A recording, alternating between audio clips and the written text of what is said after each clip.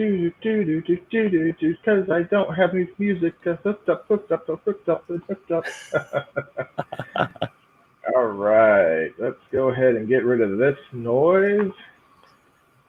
Hey guys, welcome to the Dyna-Mic duo. I am Brett, also known as ChopperFett, and with me as always is Mr. Fletch Dyna. Fletch man, how are we doing today?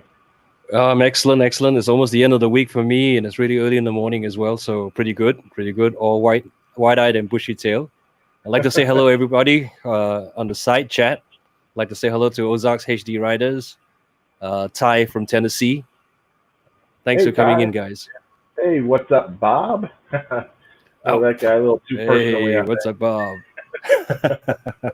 So what are we talking about today, Brett? So today we're going to talk about being prepared and taking a longer trip, as well as helping a rider on the side of the road. So this guy that we have with us today runs the Wildon2s vlog. I really suggest that you guys go check out his channel. He has top-notch quality stuff. His recent video kind of is what inspired this episode for us today. So let's go ahead and bring him on in, and let's get the ball rolling. Hey man, how you doing today? Yo, how's everybody doing? How's everyone, man? Good. Doing pretty good. Let's start with just kind of telling a little bit about yourself and a little bit about your channel here. Okay, well, my channel, like I probably told some people before, I'm part of a motorcycle club, and it is a 1% club. But I first started my channel just moto vlogging about just general tips, and I was trying to keep the MC stuff kind of out of it.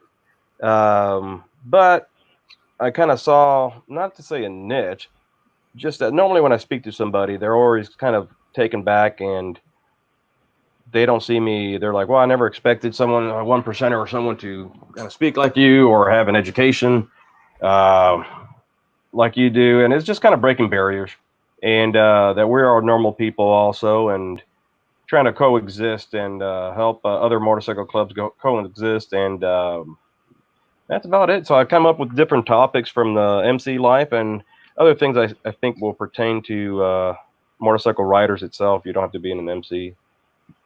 Perfect. Yeah, well, I think I might have even commented on one of your videos as well. It's like you are so well spoken, and you have all these TV shows and whatnot that paint motorcycle clubs in such a negative light, and so it's nice to see, even in a quote unquote 1% club, that type of thing, it's still full of really good guys for the most part. Yeah, I mean, like I said, you have in any club, you can be in any type of club. It could be a religious club, and there'll be some a-holes there. You never know who you run into. It's just an upbringing. I come from Miami, and I was around the streets, but I always maintained good grades, and I was just a fighter growing up. But I knew where the rest of my friends ended up, and I kind of didn't want to end up in that same route. So I kind of veered off, but you keep your inner attitude and respect everybody, and then until you have to defend yourself is a different story. Very cool. That's true. I think it's a good idea that you did speak about the MCs anyway, because I think a lot of us, especially the Harley riders, I don't know why, we tend to gravitate towards MCs. Being part of an MC before, so I kind of get it. And there's a couple of diamond patches. In fact, I was with a diamond patch anyway. And I think it's good for people to understand where they're coming from. It doesn't mean that if you are a 1%er that you have to be like this. I don't want to mention the name of that show, but you don't have to be that part of those guys, right? It's not always the same. It's Hollywood. It's not real life. Yeah, I mean, that's just for ratings and show. And, I could I never speak on any other club. It's not my words to speak on any other club or person. Sure. Or name drop. So any experience or anything I do is just about myself. Like you said, it's all mostly a lot of TV ratings, and that's about it. A lot of 1%ers are introverts. I mean, normally you don't have anyone speaking, talking, or we just keep to ourselves normally. Exactly. Very cool, man. Well, we're glad to have you on board here today. No, I'm glad to be on board. Like we were saying earlier, we are going to talk about kind of getting some motorcycle preparedness for some longer journeys, and then helping out a fellow rider. So First off, what kind of bike do you ride? That's a 2016 Indian Chief Dark Horse. So normally for long rides, I don't. It's not like a Harley that you have to really go head to toe because you're always gonna have issues. I'm just kidding. Wow, he's got fighting words already. It's Indian Chief Dark Horse. Nice. That's a good bike, man. Yep. So you probably just, so that one does have bags. Is that correct? Actually, no, it did not come with bags or windscreen. And I thought my dumb ass, I did a nice ride from Texas to Florida, got hit in the face by a rock. I was wrapping things with rope. So I ended up getting saddlebags, a windshield, highway bars, and yeah. Very cool, very cool. So I'm sure with your MC, you go on quite a few journeys with them. Probably some day trips, some longer trips. So what do you actually do to prep up for one of those? Man, I mean, number one, of course, everybody always checks on the bike. Everybody always checks on tires and make sure everything's running well. But the number one thing I learned, and it's still really hard for me, it's what you wear. Because a lot of people, it's just like in aviation. I know Anonymous there threw me out about flying. When you travel long distances, the weather will change. It's not going to stay the same. It changes pretty quick, and you never know when you're going to be getting hit by something, even though the weather said it's going to be good. So some people recommend, of course, long suits. I'm never going to do that, but I'm always prepared with a flip over underneath my cut, or if I'm not wearing a cut, something that flips over for rain right away, and comfortable extra socks. I kind of think of something more of clothing first and gear. Of course, bicycle, make sure that thing works and get it checked, or if it needs to be checked before you go on a long ride. Very cool. I think we lost something. Okay. Oh, no, I'm good. Sorry. Doing double duty tonight again. Okay. No, so I mean, I think the basic T-clock checks is definitely a given, and I think you bring up a good point. You could weather forecast it as much as you want to. I mean, that pop-up shower, all those things, you're not going to be able to control any of that anyway. So, especially if you're on one of those coastal cities where rain comes in on any given time. So, I know I try to plan my days around rain-free days, but it's actually been kind of cool that some of the best days have been the ones I've been caught in the rain. It's been kind of weird like that. Yeah, I mean, a lot of trips that I take are kind of, not to say mandatory trips, but they're to a certain event. So a lot of times you can't, even if you know it's going to be raining, you're going to be going. So it's make sure you even checking the chain, the belts, the tires. Battery was a big one. I had brothers we took a stop for an hour and the battery was dead. I mean, so that was another issue. Yeah, I have a feeling I need to get my battery changed before I go too far out of town. So it every now and then it'll just go clog. So, Fletch, I'm having a little bit of a technical issue here, real quick. I'm gonna drop out and come back in. So okay. Okay, I think Anonymous has a good question. What's the hardest rain you ride in before pulling off? I think that's a good question. What was it again? What is the hardest rain you ride in before pulling off? Well, I mean, there's just a lot of things I learned. As soon as it starts raining, everybody knows, or we've been taught, that the first 15 minutes, actually, even light rain or hard rain, I always pull off, let it rain for a little bit, let the oils of the street road come up, get washed off a little bit, then I'll continue riding. Usually my rule of thumb for rain is hard. If I can see at least maybe 200 feet in front of me, I'm good. As soon as I start losing cars in front of me, I'm going to try to find somewhere to pull over, just because brakes on the bike do not stop as fast and especially when it's raining, it's going to be a big mess. So I always kind of leave wiggle room. If I can't see 200 feet in front of me, I'm pulling over to the side. And one of the big things that people do is they put their hazard lights. And it's a big pet peeve of me when I see cars put hazard lights in the middle of the road when they're riding in the rain, because when someone is pulled over with hazard lights and someone's trying to follow somebody, they run right into a lot of people and bikes on the side of the road. Exactly. I think a lot of people don't realize that hazard lights are for a reason. It's not to be visible. If nobody can see anybody else, they should just get off the road. Yeah. We have a lot of that happening. I think for us in the tropics anyway, I'm from Singapore, and when we ride off to Thailand or to Malaysia, it's the only thing we face is rain. And a lot of times in the mornings, we get right after the rain, we get some kind of fog as well. So to me, I think that's a good rule of thumb: 200 meters before you decide that you can't see anything and you should stop. And I think they do. It also, I think you're right, because it scares me a lot when you have everybody putting on the hazard lights and you're thinking, okay, which one of these guys are gonna go to a full stop? Yeah. Because Right, coming so from Florida, I'm from Florida originally, and it rains all the time. 3 p.m. showers, and those are like big Caribbean type of rainstorms. Sure. And everybody has their hazard lights, and you can't even see within seconds. You won't see maybe 10 feet in front of you. So when you're on your bike, I mean, you don't have much time to really play with there. Exactly. So maybe I missed this when I was out. I'm here and talk about hazard lights and stuff like that. So let's say you do throw your hazards on, torrential downpour, and you throw them on, you go hide under a bridge for a little bit. Do you stand next to your bike at that point in time, or do you go ahead and get off to the side of the road, like kind of up and maybe into the bridge, so that if something does happen where a car does veer off or something, it doesn't take you and your bike out, it just takes your bike out? Oh yeah, I mean that's what I do. I mean I always I stay about 30 feet away from that bike, and I mean at that point insurance owns the bike. I mean if someone hits it, insurance owns the bike. I'll get a replacement. So I just, as soon as I pull over, I mean I don't really, especially if it's raining, I don't hesitate. I don't worry about covering the bike or doing anything particular. I just grab what I need to go, get my phone, and just get off to the side.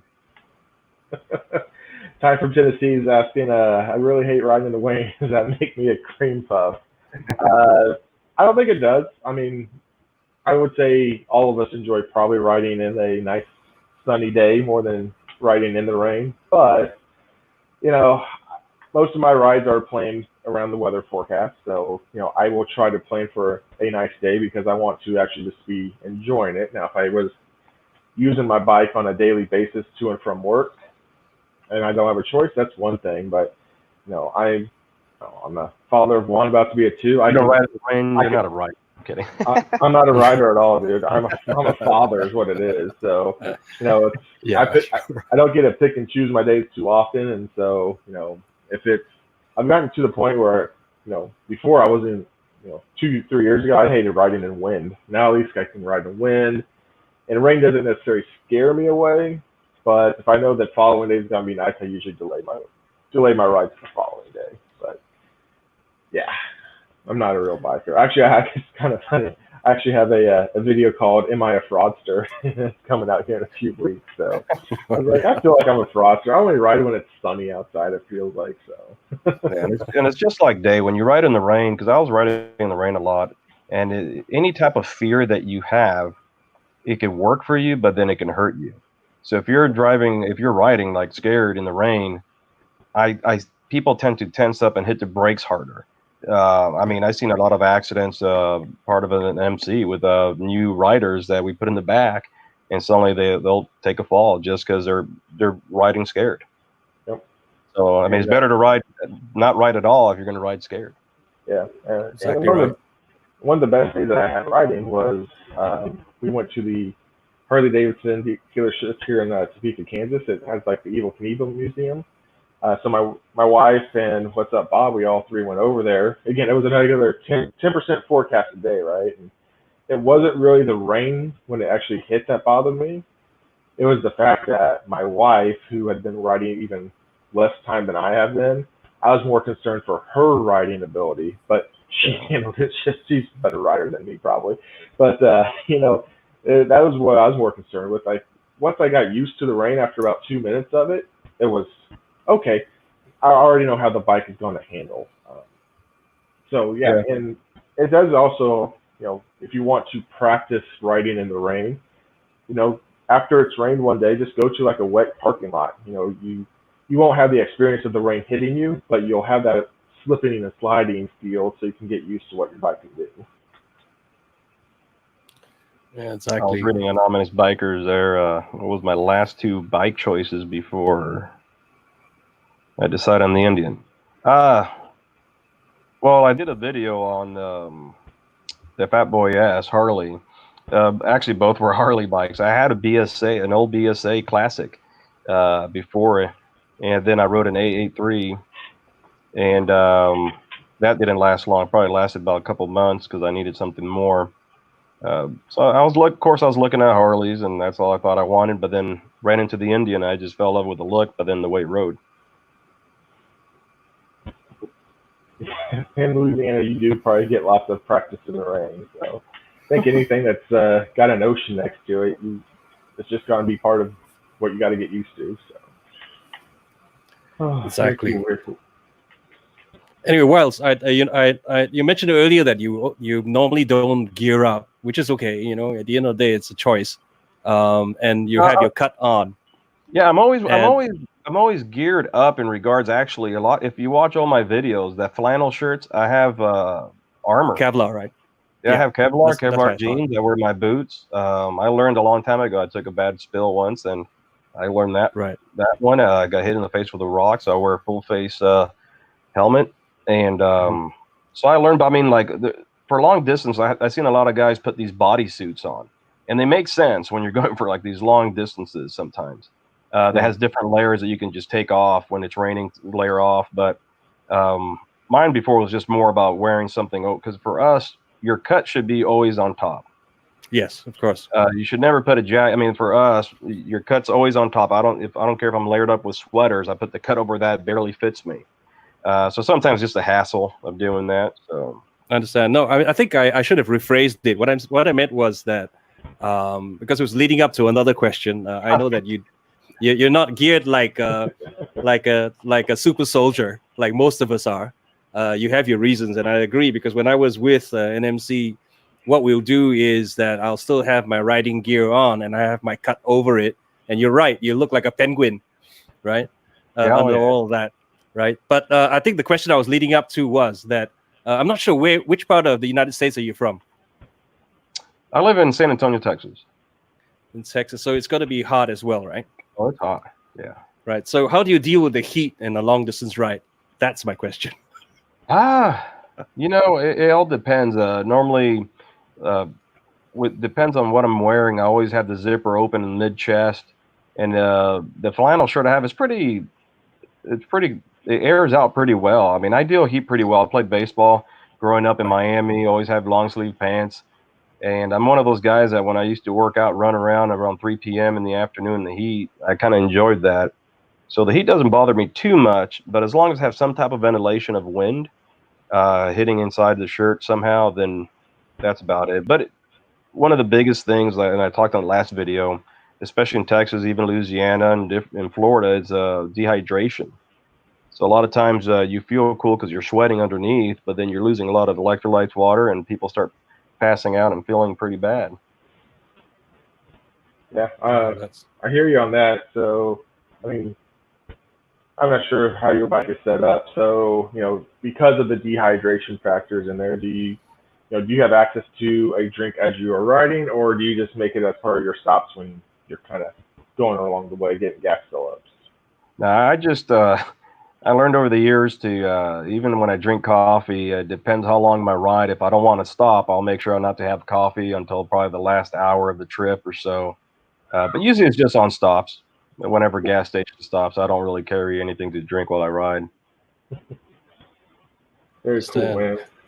I think the reason why I brought that up is because I'm not sure what the regular temperature is in where you are. But here in the tropics, we average between 40 to 42 degrees centigrade, which is about 105 to 108 degrees here in Fahrenheit, which is really very hot. And I think one of the biggest problems that we have here is heat stroke, more so than anything else. So a lot of times we would try and have vests that are how would you call that? Those hydration vests. Oh yeah. So would you consider putting those on? I mean, it's it's not bad to have actually. I've seen some people using. I actually tried it once and it worked. I just never decided to buy one. But they do have these cooling vests that I wore a couple of times when I went riding from Texas to Canada once, and it was hot as hell. Wow. By the time I hit Missouri, it was nice and cool. But that's where I wore the cooling vest, and actually, I would recommend that actually, because after several hours, you don't notice it on you, like it doesn't weigh you down much. Of course, yeah, and a lot of them look like your cut anyway, or they're cut in the same way as your cut. Correct. So it's easy to wear it underneath as well, like the one that I have from Magna. Yeah, here we get about 130. Now that down in Laredo, I got to 130, but it's dry. And normally it's about 100, 105, maybe 110. Might hit 120 in the summertime here. But it's a dry heat. I think you're pretty humid over there, aren't you? Very humid, yeah, and that's probably what doesn't help very much. And I think that's a lot worse. So we're stopping more often than to get more water down us, cool off and stuff, hit the ice cream vendor when we see one. Yeah, but when it rains, it helps wash off the bugs. So sometimes I like that. Yeah, exactly that. Yeah, stuff like that. I think Harley also has it. I remember seeing Indian also sell something similar as well. I think most of the major brands do. I think they're also selling in the tropics, so they know that they would have to have something like that in their catalog, like the stuff that we see here. But since we're on the topic of long distance rides, and I think invariably when we are on long distance rides, we do see on the side of the road guys that have broken down or need help. So I know that you put out a video, and one of the reasons why we want to talk to you about this is because I think we all feel pretty strongly about helping each other out. So why don't you just tell us a little bit about your views about helping riders out there stuck on the road that you see on your journey? Yeah, no, I mean, it's one of my pet peeves, and it's not just because the biker code. I mean, I was brought up that way to stop for cars, actually, and my dad always told me if you see especially a lady or someone that needs help or an older person, to go just stop, ask if they need help. So I always kind of did that, but once I got stuck by myself in a backcountry road, I think I was in Illinois, Belleville, Illinois, and literally no one was passing by the road. My phone died. Because I was like listening to music or so throughout the whole ride, and it was like every scenario was probably the worst scenario for me to find help. So I had to walk about, I think it was 9 miles to, and I had two bikes pass me in a car, and no one stopped while I was walking. I even put the helmet behind the motorcycle. So oh my God. Once that happens to you, then you really know how it feels being alone. And it's not like you're stuck in the car, you can get in the shade or so, but when you're in the heat of the summer and it seems like you're alone, I mean, it just sucks. Yeah. I know the times I've never been out riding when I've seen anyone actually broken down on the side, but it's always when I'm in my edge, and I totally have it like, dad clothes on and everything. So I'm pulling over the side. Y'all boys need some help with your motorcycles?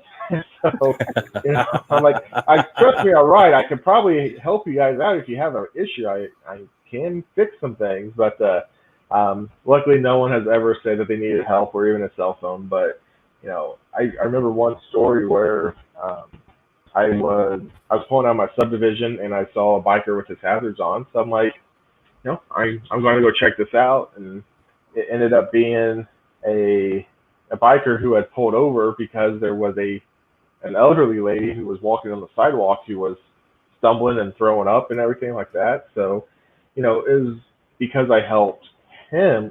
My intention was to help him, but then actually ended up helping her get back to her house and everything. But, it's just one of those things like, you don't have to be scared of bikers on the side of the road. I mean, just a friendly, hey, you guys okay? Do you need me to make a call? Do you need some gas? I can bring some back to you. That goes a long ways towards the brotherhood, I feel like. Well, I mean, and also, I mean, even, like you said, 95% of the time, everybody's going to say they're good. But they're going to remember that you stopped for them. So when they see someone else stop on the side of the road, it's almost like a guilty conscience. Like someone stopped for them. they're going to feel kind of obligated to stop, or at least slow down and make sure, take a view of what's going on, if someone needs help or not. Like I said, I've seen weird stories of people that kind of crashed in the middle of the country in the side of a ditch. I think I said that in the last video, and the poor guy was under his bike for like hours before someone found him. And that's kind of hard to look, but sometimes when I'm riding, I'm always looking around. Just, you never know. Yeah, I believe we had Chase the Ride on last week or 2 weeks ago. I forgot how long ago he was on, but yeah, he was kind of in a mountainous pass or something like that, and I think it was an hour or two before someone finally was there to help him out because he was in the literally the middle of nowhere. So I am fortunate. The one time that I did take a slight spill on my bike, one, I wasn't going very fast, so I wasn't too injured, but I do remember, and maybe this is why I continue to help bikers now, is I do remember one minivan with a mom and a daughter. They're the only ones who slowed down. This was a busy highway. They were the only ones who slowed down and said, "Are you okay? Do you need help?" And, you know, that's a memory I will remember forever. And that's why I will always offer my assistance to someone, at least in the motorcycle world, broken down on the side of the road. Oh, yeah. And like what happened to me, it was just the reason I did that video. I was never thinking about the topic.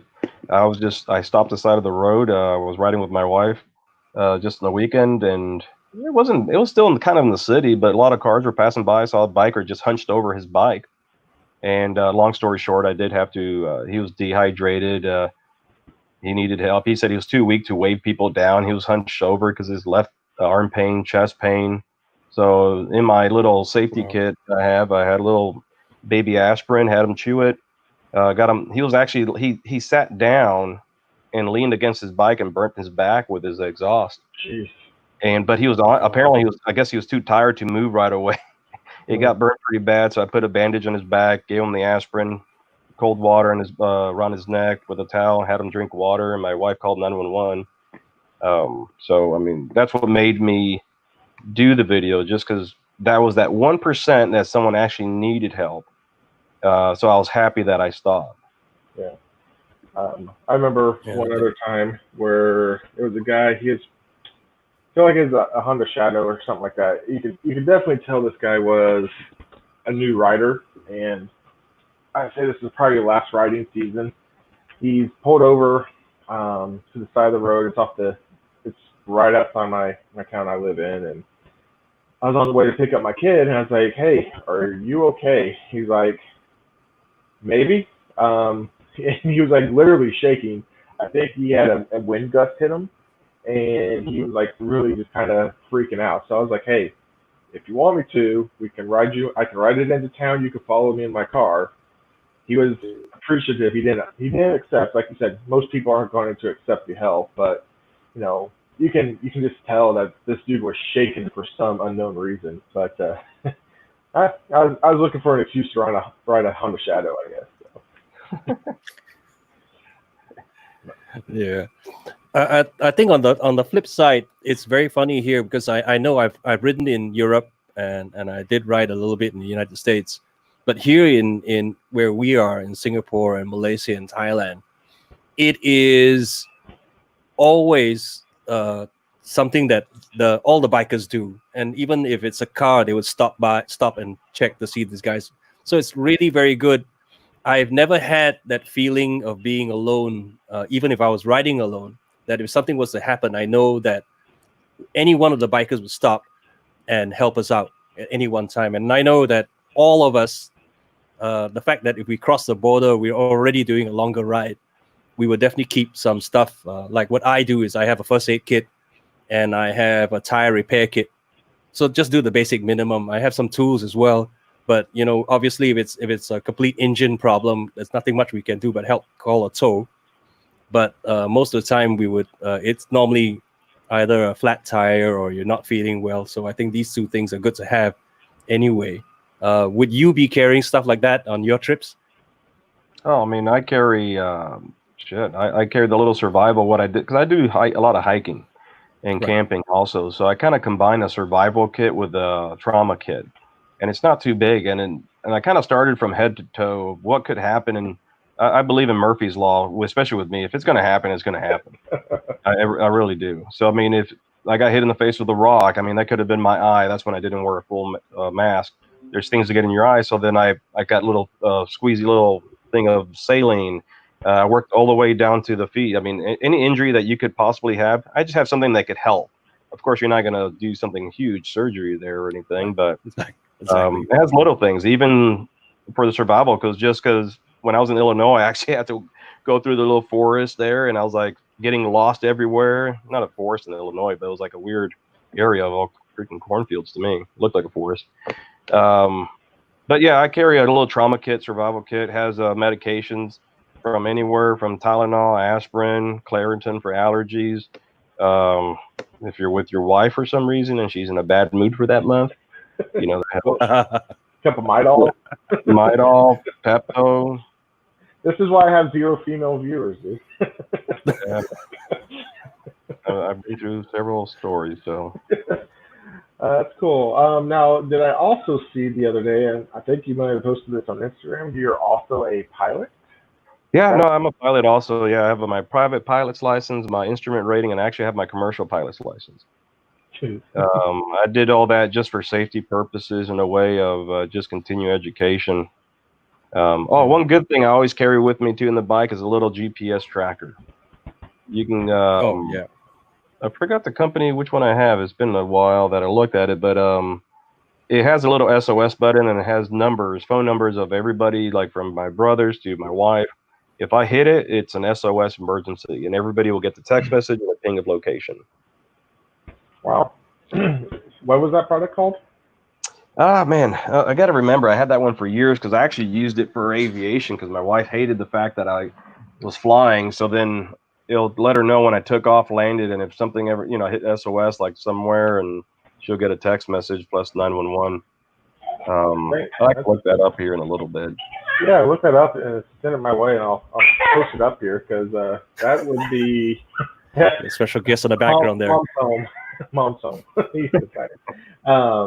no, I think that's a great idea. I know we talked last week about again, I can't keep the week straight anymore, Fletch.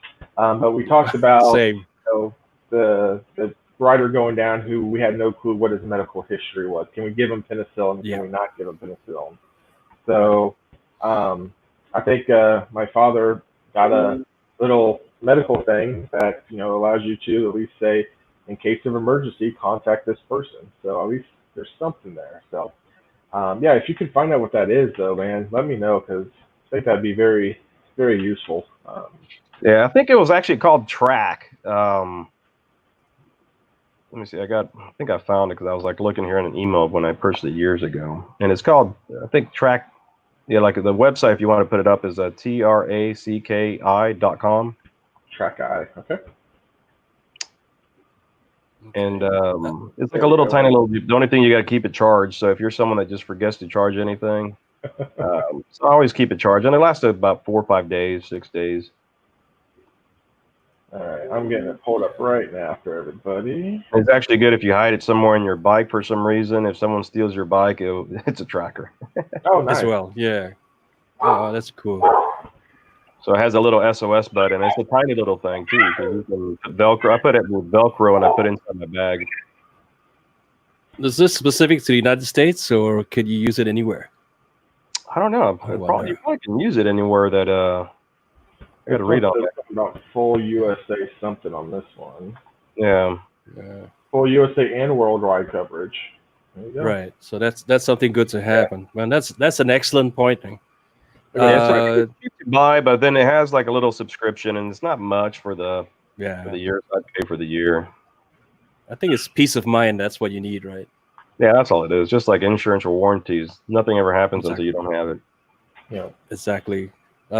Here, what we do have is, I think, the insurance here. I can't speak for anywhere else in the world, but here in Singapore, our insurance travel cards has all our details on the back, right? The blood type, if you have any allergies and stuff like that, everything's listed on it, including your emergency contact. So if the EMTs come and get you for whatever reason, they'll definitely pull out your wallet, and your card is always on top. So they'll just pull it out and see your blood type and take a look at at your allergies, and they even have the next of kin contact there or the emergency contact there, so they can reach for it as well. Yeah. So I don't know if they do that in the United States though. Not with our insurance cards. Oh, Well, shit. Most people here don't even have insurance. I think 1 out of 3 people might have insurance in San Antonio. Yeah. I mean, I have insurance, but if you were to look for the insurance card on me, it's all digital, so it probably doesn't do any good. I have it on my phone. So Now, just like so here's a question, because I'm not sure how this would actually go. So, Fletch has bags. I don't have bags. I mean, I got a T-bar bag, which works a little bit, but you can't put much in there. I think I might have to get like a swing-on bag of some sort just so I can have. Cause right now I've just been riding, hoping I don't get pulled over because my registration's in my bar bag, and I don't know why I don't keep it on there, but it's one of those things I need to be better at. I feel like.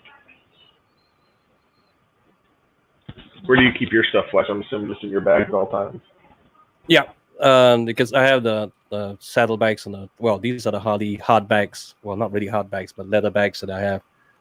And I could keep most of my stuff in there all the time anyway. And behind the fairing, I have a little handlebar bag as well, and that's where I keep the first aid kit, so you can get to it straight away. I get off the bike, I pull it out straight off. And then on longer trips, it will be in the saddlebag for the tire repair kit and whatever, and my tools that I'll need, or should I need them as well. But you do have bags on yours, on your bike, right? Yeah, no, I have Viking bags on mine. So before I didn't have it, then I was that guy in the grocery store putting things under my jacket or shirt because I forgot. I just wanted to go ride and make an excuse to go to grocery shopping. So then taking the trips, I just bought a back rack also, too, luggage rack too, just to add more. Yeah, and I will say though, when I do decide to go, because I don't really, again, a father thing, haven't done any overnight trips yet. Hoping to maybe get the first one in this year. I got a tunnel bag that I can hopefully just throw stuff in as well. So very good options with that you've been bringing up there. Yeah, no, there's a lot of things, and especially, I mean, that little rack in the back, if you can get one cheap off in Amazon or eBay or something like that, if anyone still uses eBay, that little rack in the back can have you carry a lot more stuff than in those saddlebags. The saddlebags are going to be limited with weight too. That's true. And look at that, we got Angel Face Motorizer not recognizing a lot of names in our side chat. So, hey, she's a new subscriber to me. I'm sure she might be subscribing to y'all as well here. So, welcome her in. Yeah. So back, I guess we went on a tangent, but yeah, I do have my pilot's license. I actually have I'm on some of my friends have a channel on YouTube, and they're showing me flying there, I guess, and landing and stuff. But yeah, I've been doing it for about 6-7 years already. So no, I think it's a good thing though, because I think we're here only for a short time in our life, and if we can experience more, I think, and do stuff more, I think that would be a great life experience. Flying, of course, is the best. I obviously can't because I have bad eyesight now, so that's not going to happen anytime soon. Yeah, I mean, and nowadays in general, I mean, like I remember as a kid, you're dying to grow up older. You're dying to get out of high school. You're dying to retire. Then you're actually dying, and then you figured out you never lived. Exactly. So, I mean, yeah. Yep. Yeah, I think it's a good thing that we all should go out and experience. I think one of the reasons why a lot of us got into riding a motorcycle is because we want to be able to say we've been there and done that, gone to places that nobody else has seen, because taking a plane or taking a flight anywhere in the world is you just getting to that destination, but you don't see what's between, right? So I'm not sure if you know how far Thailand is from Singapore. It's something like 1,000 or 1,200 miles, and we would ride that every year, like 2 or 3 times, and we get to see the places between. And I think that's one of the reasons why we all ride, I think. And then of course getting other experiences as well, like flying in your case, you know. And I think you're right. We don't want to be on our deathbeds, and the thing that we say to our grandkids is, you know, all we do is eat, sleep, and go to work, you know, and that's it. Yeah, man. People, I mean, in society as a whole, you're brought up to get the best education, get the best job, get married, have kids, and by the time you know it, you already could be in your 50s and your health has declined. You can't do trips like you planned before, and it just kind of, you have a lot of regrets. And we're all going to have regrets, but I mean, at the end of the day, you just want to have less. And RK summed it up pretty good there. No one is getting off the planet alive, and at least, unless you're a spaceman, you might be so lucky. But no, I mean, and kind of like you were saying, Fletch, and welcome Travis to the stream this week. Glad to have you again. Thank you, Jim. Like you were saying though about the experiences and the journeys, right, on a motorcycle. So let's just use the time we all got rained on and we went to the Harley-Davidson Evel Knievel Museum. If we were in a car, would that have been as memorable? Like, sure, maybe the museum part would still have been cool, but I wouldn't have remembered it rained on us on the car ride over there. It's one of those memories now that's going to just last, because it was our first rainstorm together. So it's it's those little things that it's just motorcycling can do that for you. It's funny you guys are talking about that. I'm in July. I'm taking my first big motorcycle trip with my stepfather. We're going to do 1,700 miles, probably in the course of roughly a week. Nice. That's a good amount. So I mean, let's say it's 1,700 miles over 7 days. We even say 5 days. What's that? About 300 miles a day. That's what I'm thinking. That'd still be pretty good haul. It's a good haul, and it would just probably be perfect enough before your back starts giving out, probably. Well, and the worst part is I have a Sportster very similar to Scouse, and you know it's hard mounted. It vibrates your hands. You're after a while on the highway, your hands start going numb, and so my stepdad's riding a 750 Shadow. Another friend that I think is going to go with us, he's going to be on an old 80s Goldwing. So they're all going to be kind of cushy plush, and I'm going to be on this rock hard Sportster. You, sir, are the true rider. Now, just do it old school. There you go. Just now that I've seen more and more of your videos, just don't do your intro in front of everybody again, right? Yeah, exactly. That's awesome, man. I don't know if I would have that in my intro. I don't know if I mean, it says something about your character that, hey, I don't care what happened in my life. I mean, that's really cool, but I don't know. I don't know if I could. I don't know. It's one of those moments where it's like, and to reference for anybody might know, in one of my intros, and there's actually a video that shows the whole thing. I'm stopping at a Harley-Davidson dealer on our way home from a 3-day weekend, and I'm riding on it with a new set of boots, and I go back and I think I hit the kickstand, and I didn't double check, and I think what I did is I hit the back passenger peg. And the moment I start to lean over, by the time I realize it, it's too late. That bike's loaded down with stuff on the back, and you kind of see that when I fall over. Yeah, that was probably my most embarrassing moment, to do that right in front of everybody at the dealership. No test rides for me, I'm sure. It's like, oh, you've been red flagged at every dealership now. Right. Because you said it's a Sportster, right? Yeah, it's 2000 Sportster. Yeah, I know on my wife's 2006, the kickstand's not in the same place as my Dyna is. So yeah, sometimes I'm fishing around in the back trying to figure out where it's at, and then it's like, oh, it's actually further forward. So now I've almost strapped her bike a couple times, which I probably would have if it was loaded with luggage, but did a little one-arm save on it once.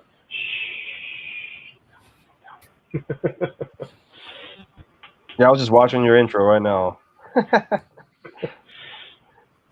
I won't broadcast it for the world to see right now. People need to go to your channel and subscribe and look at it. That actually happened basically to me right in front of my house the other day.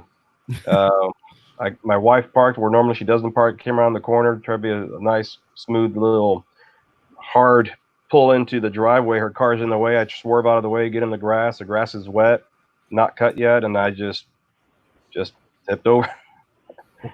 Caught on the ring camera. Oh, of course, right? Yeah. Any damage? Nah. Only to ego, like always. It's like I tell people. I mean, if you can't admit that you dropped a bike, or I mean, you haven't ridden long enough where you haven't even tried. Yeah, I know mine was in the first year. It almost, it almost made me want to give it up for a little bit, but it was such a short-lived giving it up phase because I went down. I was probably an hour from home because I was trying to get donuts. That guy always going to get donuts. Something bad's going to go wrong. And so they had a little bit of a gravel turn in, and I think I grabbed the front brake or something, new rider thing. And, I get the bike upright, and I'm thinking to myself, is riding really for me if I can't even make this kind of little turn? But then by the time I ride the bike, and throbbing pain on my ankle, mind you, all the way back home, I was like, yeah, it's for me. I can get better at this. But man, my ankle it got about double the size. It was not, I'm sure I broke something, but it's fine. Yeah, no, I mean, just in the same thing when I started riding, my brother had me doing a lot of slow maneuvers, and of course I was thinking I was turning nice and sharp, and he wanted me to keep getting sharper and sharper until I dropped the bike, just to build confidence and push myself. So that's where I dropped the bike. And the other one I remember was a 4-way stop sign, probably the third week of having the bike.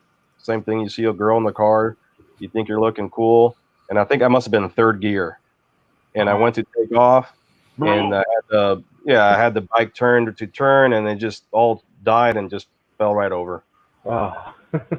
I made the mistake with with one of the disc locks once. I'd forgotten I'd put it on, and I start to roll out from. I was coming home from work, and it hit the fork, and it just over it went.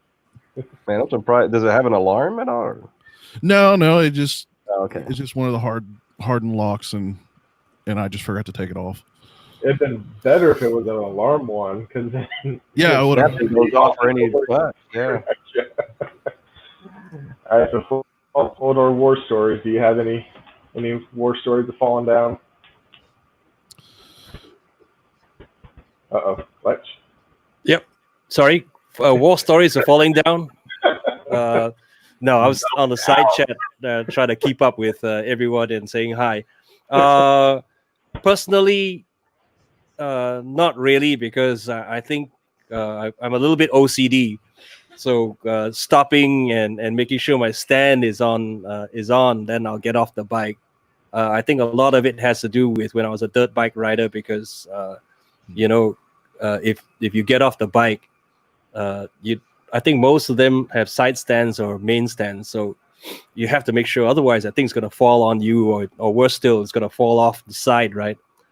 Dirt bikes, we tend to be in rough terrain, so the last thing you need to do is going down to a ditch and picking up your bike after it's fallen off. So it hasn't really happened, but I have seen, in fact, a friend of mine who owns a BMW, and I did mention to him that, if you're on tippy toes, it may be all right if you're just stopping for a while, but in a gas station where there's a lot of stuff on the ground, leaking cars, leaking bikes, and fall off from gas, that you're gonna slip. And it actually did happen to him. He puts his foot down and slips, and then the bike falls on him, which is pretty bad. But the BMWs tend to have large luggages anyway, so it didn't really fall on him. But I think that's quite sad anyway to see.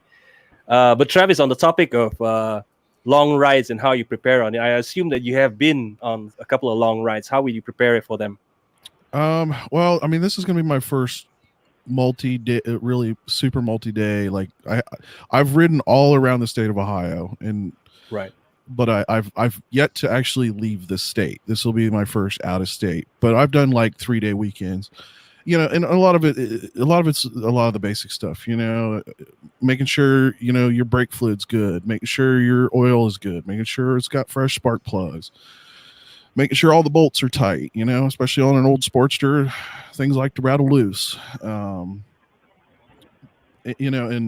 making sure the tires are good. And literally, I'll lift the bike up and I'll make sure that there's nothing that looks precarious at all on the front and rear tire, spin them completely 360. And then there's the kind of that mental preparedness that you have to do with, because long hours on the bike is probably the one time when you could get that tunnel vision that you don't want to have as a rider. Sure. And making sure you know when to stop and take your breaks and things like that. Yeah, I mean, talking tunnel vision, that kind of goes hand in hand with dehydration. I feel like it has that same sort of effect. You're just trying to. I've been out riding for most of the day, hot 95-degree day, and you get to that last 10 miles home, you've ridden so many times. And they say most of your accidents will happen a couple miles from home. Maybe it's because you're overly familiar, but I mean, there's been times, like, granted, I've been in the car maybe as well, but it's like you don't even remember getting there. It's like you're not drunk. You're just so dehydrated or tired that you have that. How did I end up here? This is something I should be feeling when I've been passed out drunk, not when I've been a good boy and had just water today. Yeah, then a lot of people have complacency. It's just like flying. Usually accidents, and when you look at the stats, most accidents are not your newbies. They're the ones that have like 500 hours middle range experience, but they get complacent. They don't do the things they used to do. They don't check their bikes like they used to check. When they're getting close to home, in their mind, they're like, oh, I'm good to go. And they just don't pay attention around the surroundings. So it's just being complacent. And it happens to everybody, but you just got to double check yourself. I think the old acronym that confidence kills, it kind of falls into play. You get a little too confident in yourself. You're not double checking things. You're not doing the things you would do sort of if you want to call yourself as a new rider, but you know what I mean? That you don't go through that checklist because it, you know what I mean? Yeah. And that's that complacency that you talk about. Oh yeah.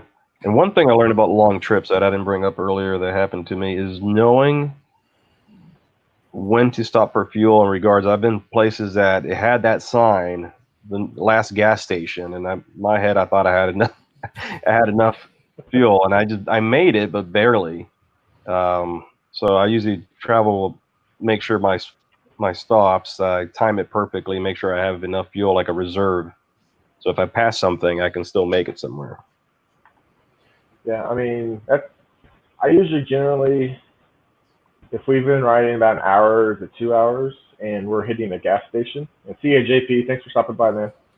I will go ahead and just top off, and just that way I know we have to push it to the limit type of thing. But I completely forgot where I was going with that. So can we edit this? Yes, sir. I'm gonna get on it right away. Thank you, Flex. And as somebody who rides a Sportster, it's one of those things like I have to worry about that probably more than a lot. I get around 100 miles and I have to really start thinking about a fuel stop if I haven't already. And because I know I got 30, maybe 40 more miles to go, and I'm out. Yeah. And I'm assuming 2000 you're carbureted? Carbureted, yeah. Yeah. So if you put that reserve on, you better really be looking. Yeah, that's true. I think it's a thing for Sportsters. I think for anyone, anywhere. I think we should always try to keep some spare fuel anyway, because you will never know, especially if you're exploring a place you've never been.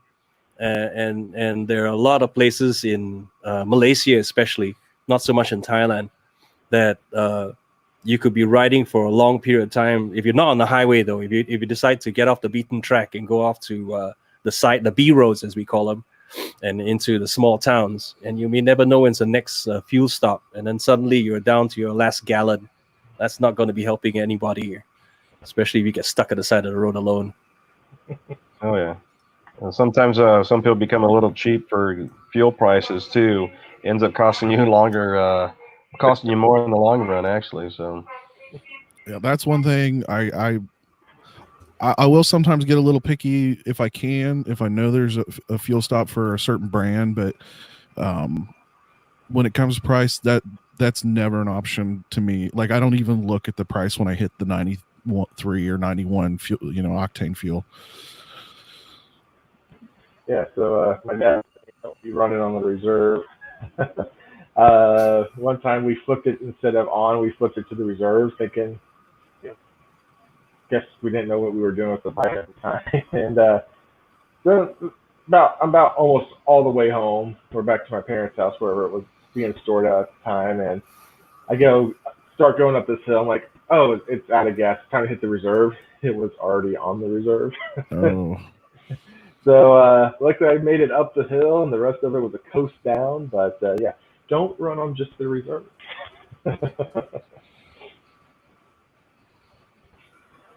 Oh man, Tough, man. Travis, what is your take on helping people on the road? I've done it before.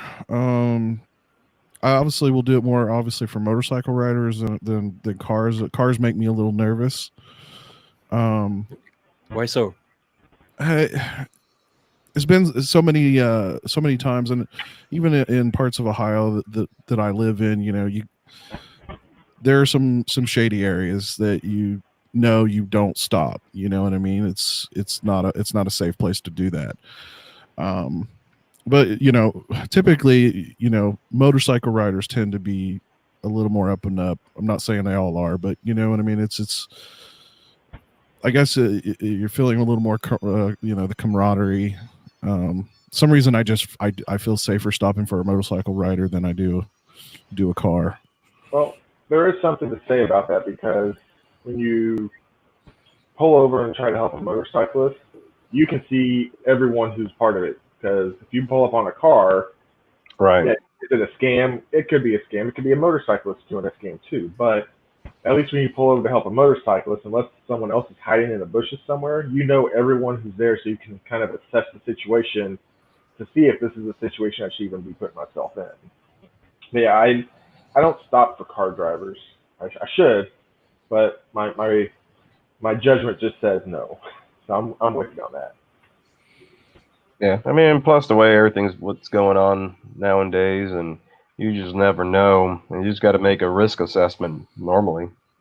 But in most cases, you go to slow down and to see if somebody needs help or whatever. They'll give you the thumbs up, and and then you just continue on. I get that probably 99.9% of the time, but yeah, I mean it's a risk, but you have to calculate that risk. You don't want to end up on the news. So yeah. That's true. So, but Travis, sorry. I was gonna say I finally remembered where I was going with the whole gas thing earlier. So okay, we'll spit it out before you forget. Yeah. So when you're riding with your MC, let's say you are getting low on gas and everything like that. Do you try to push it further to stay with your group, or if you just need to get off to get gas? Well, normally, normally in my group, usually the weakest, we call it the weakest link bike, right? Whoever has the smallest tank, we go with them. Just like when I ride with newbies, I actually have them in front so they don't feel they have to keep up with me, and I just kind of trail behind with them. So the same thing with our MC. Normally, we all fill up in the start. If one person stops, everybody stops, and usually one person just puts the cart in, and it's like a big train of filling up everybody's bike. Even if they don't need it, we just top everybody's bike off, and it's all business when we stop at a gas station. We don't sit around more than a few minutes. We get in and go. Cool. Answer my question. Perfect. Thank you, man. Yeah, I think we were talking about that, and for those who do on a Harley. We have the Harley owners group. I'm not sure about the Indians if you have that a similar riding group that we will join. And I think the rule of the road for the Harley owners group is that normally the newbies or first time, or even if you're not a newbie but you join that riding group for the first time, they'll always put them up in the front with the road captains and marshals to make sure that they'll be taken care of. So I think that's a good idea to have. And I think, and also, we will also go by the smallest tank that's riding with us. So whoever's got the smallest tank or the lowest capacity or the shortest distance, because at the end of the day, you have some bikes that have a bigger capacity tank, but still it just gobbles up gas quite a bit, like the V-Rods and stuff. So if you have a V-Rod and a Sportster, those are the two to go by anyway. Yeah. You know, it's kind of funny. Oh, go ahead. Oh, go ahead. I was just going to say, it's kind of funny. You were talking about position of newer or, newbie riders. I had a friend, she just started riding, and she was talking about how her and some of her family members were about to talk about going on a big ride. And I told her, I said, make sure, she's on a Suzuki Savage. I said, well, make sure that they put you in the middle. I said, that way, you can help set more of the pace, because obviously you're the one that would fall behind if you don't feel as comfortable in turns or whatever. I said, having you in the middle with somebody who, that's experienced in the lead, to keep you in the group. Yeah, there's something about, I like riding in the back of the pack. I don't know what it is. I'm the same way. I know there's not going to be any stupidity coming up from behind me. That's one reason. But then two, I can really get a feel for the people I'm riding with by watching their style of riding as well. Because you can tell the way they lean or the way they kind of try and maneuver around a turn, whether or not, how experienced these people actually are who you're riding with. I know most of the times when we meet up for, these random group rides, we don't know the person next to us. So I like to be as far back as possible, if not the very back. Even when I ride with my dad and my wife and my brother, I trust them 100% riding, because I know everyone's skill level, but it's just something like I like to see the flow of the bikes in front of me. I don't know why, but it's just the way I like to look. I was going to say, it's a little different from us. Like, actually, if we're riding with the MC, usually our MC is a really good rider. Usually if you have someone that is a probate or someone new, they actually would not go on a ride with us as a group. Usually we'll assign him 4 people that are like really great at teaching, and he'll be riding throughout the week, and they'll put them in their little ringer and show them how to ride in the MC. Because we run is more a, how do you say, vehicular kind of warfare type of strategy. When you're in an MC, the whole setup is set up for defense. And we actually have drills in signals for different formations at a drop of a dime that we'll do if needed. And we do ride sometimes like 6 inches apart, side by side. Some states it's illegal. And we'll go into staggered mode, when we get on the highways. It all depends. But usually, I don't like riding with groups I don't know either. So if someone said, let's go ride, I'll be staggered, and I like keeping my distance behind, just like ChopperFett said. So it's a little different from us, but we always make sure that anyone that is new, that they don't feel that they have to try to keep up with us. So we'll stick them with 4 people somewhere in the rear, way behind or something. That's good ideas. Yeah, like ChopperFett, I tend to like to be in the back of the pack, and I seem to have a better time keeping pace than I do setting pace. I don't know why that is for me.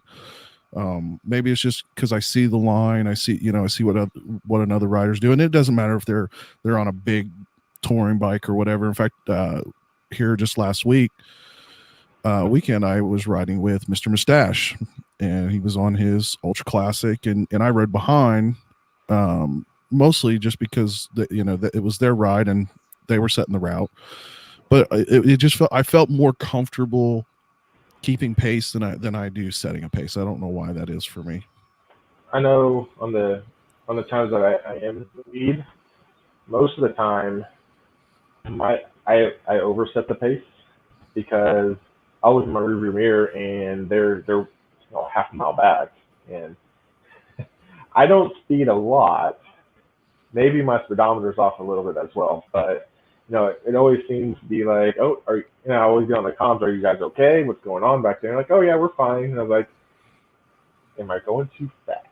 I don't know, but that's why I like to kind of be. If I'm in the back, our comms work so much better because we're all kind of bunched up. But if I'm in the lead, comms start to go in and out because I'm quarter mile, half mile ahead on, and then So I like being in the back. 2 spots open if anyone wants to join in. Well, especially with being on, because you're on a Dyna, correct? Yeah. Yeah, especially with Dynas and Sportsters and the lighter bikes, who that power to weight ratio is different for us. So we can not only lean further, we can pull out a little bit faster out of a turn, and so it is for you and me. It's harder for us to set the pace for everybody else. And second, we go through twisties, and not to take away any other. I'm sure there's many people on, soft tails and everything else that can outpace me on my Dyna, right?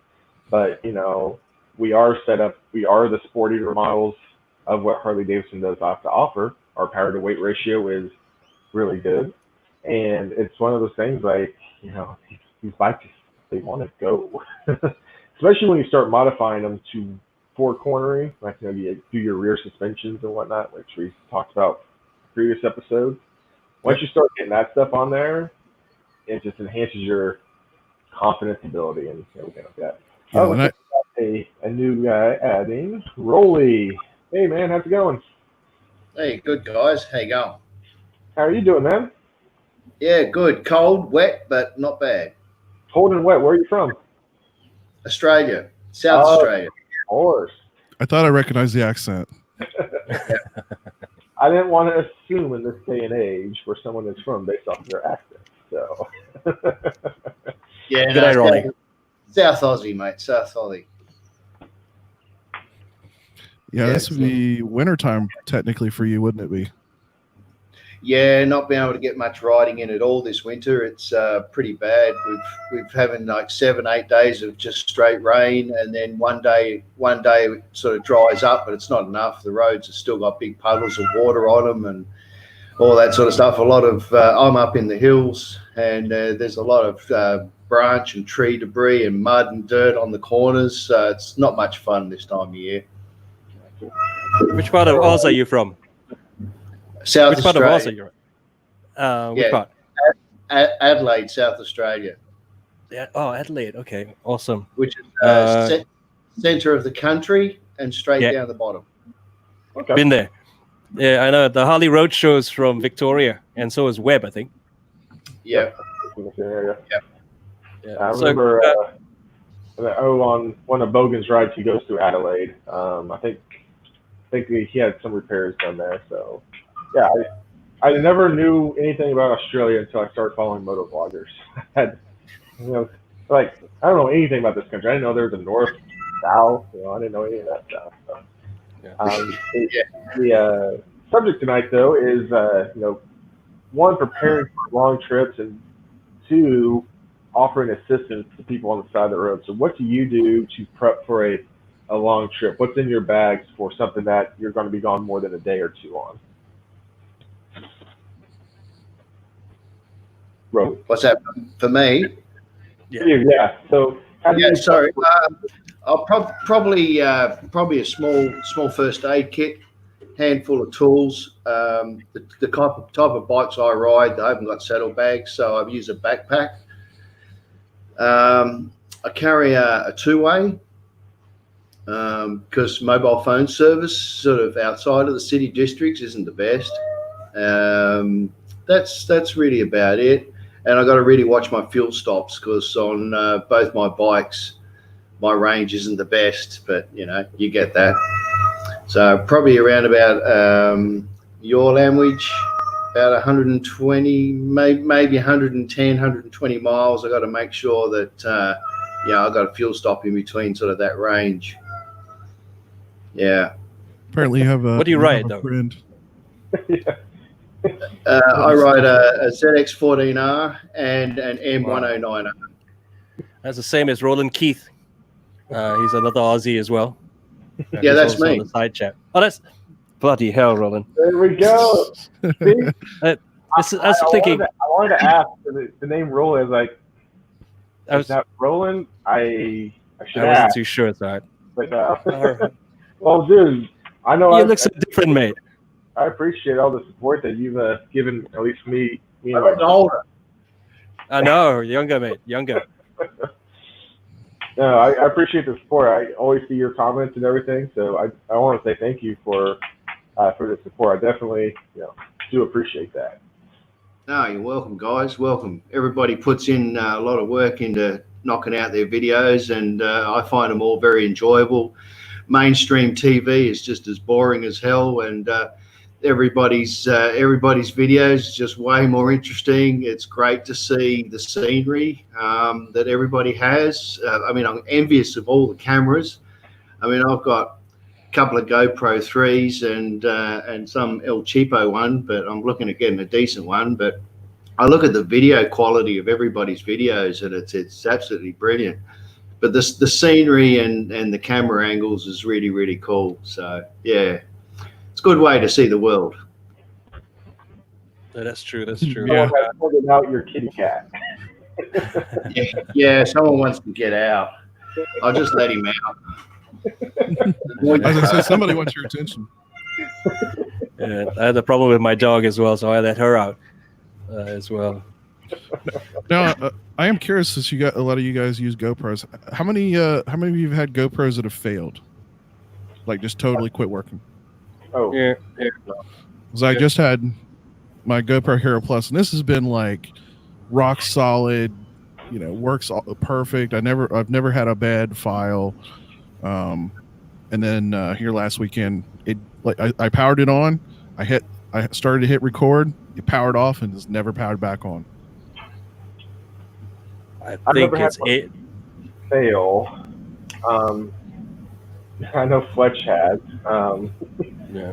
But I never had one actually break and stop working. I had one stop recording once, but I found out it was user error. I had taken the battery cover off and put it into a waterproof case, and my handlebars just jiggled the battery loose just enough to pop it out. So that's not their fault. The only issue I've ever had with my GoPros has been in the occasional audio will fail type of thing. Like the audio doesn't record for some reason. That's why I switched to an external recorder for my audio, just because I got tired of wasting good footage. I know Fletch has some stories. Yeah. In my case, it's the heat. For whatever reason, I can never record in 4K. If I record in 4K for like 10 minutes or something, it just overheats, and I think my Hero 7 is a brick now, so I use it as a paperweight. Yeah, it's completely gone. Yeah, I've not only because of battery life, which is the reason why, if you see on my helmet, I've got this big battery Velcro to the side powering the GoPro, which actually for the most part saved me. I ran most of this weekend's trip, which was probably, I started out about 7 in the morning. I got home about 3 in the afternoon. And it had finally, the battery pack had discharged, and the battery pack and the GoPro had discharged. So if that tells you how long that actually lasts. But normally, man, 4K on a GoPro lasts 40 minutes tops, and it's just ridiculous. And I shoot 2K. I think that's plenty for what I do. I edit in 2K. I just don't feel like I need the 4K footage. Oh, that's a good point. I think now what GoPro version are you running? You running a 7 or an 8? I've got an 8 with a media mod like you. Okay. So yeah, I noticed mine will go about 45 minutes on 4K before I have to stop all over type of thing.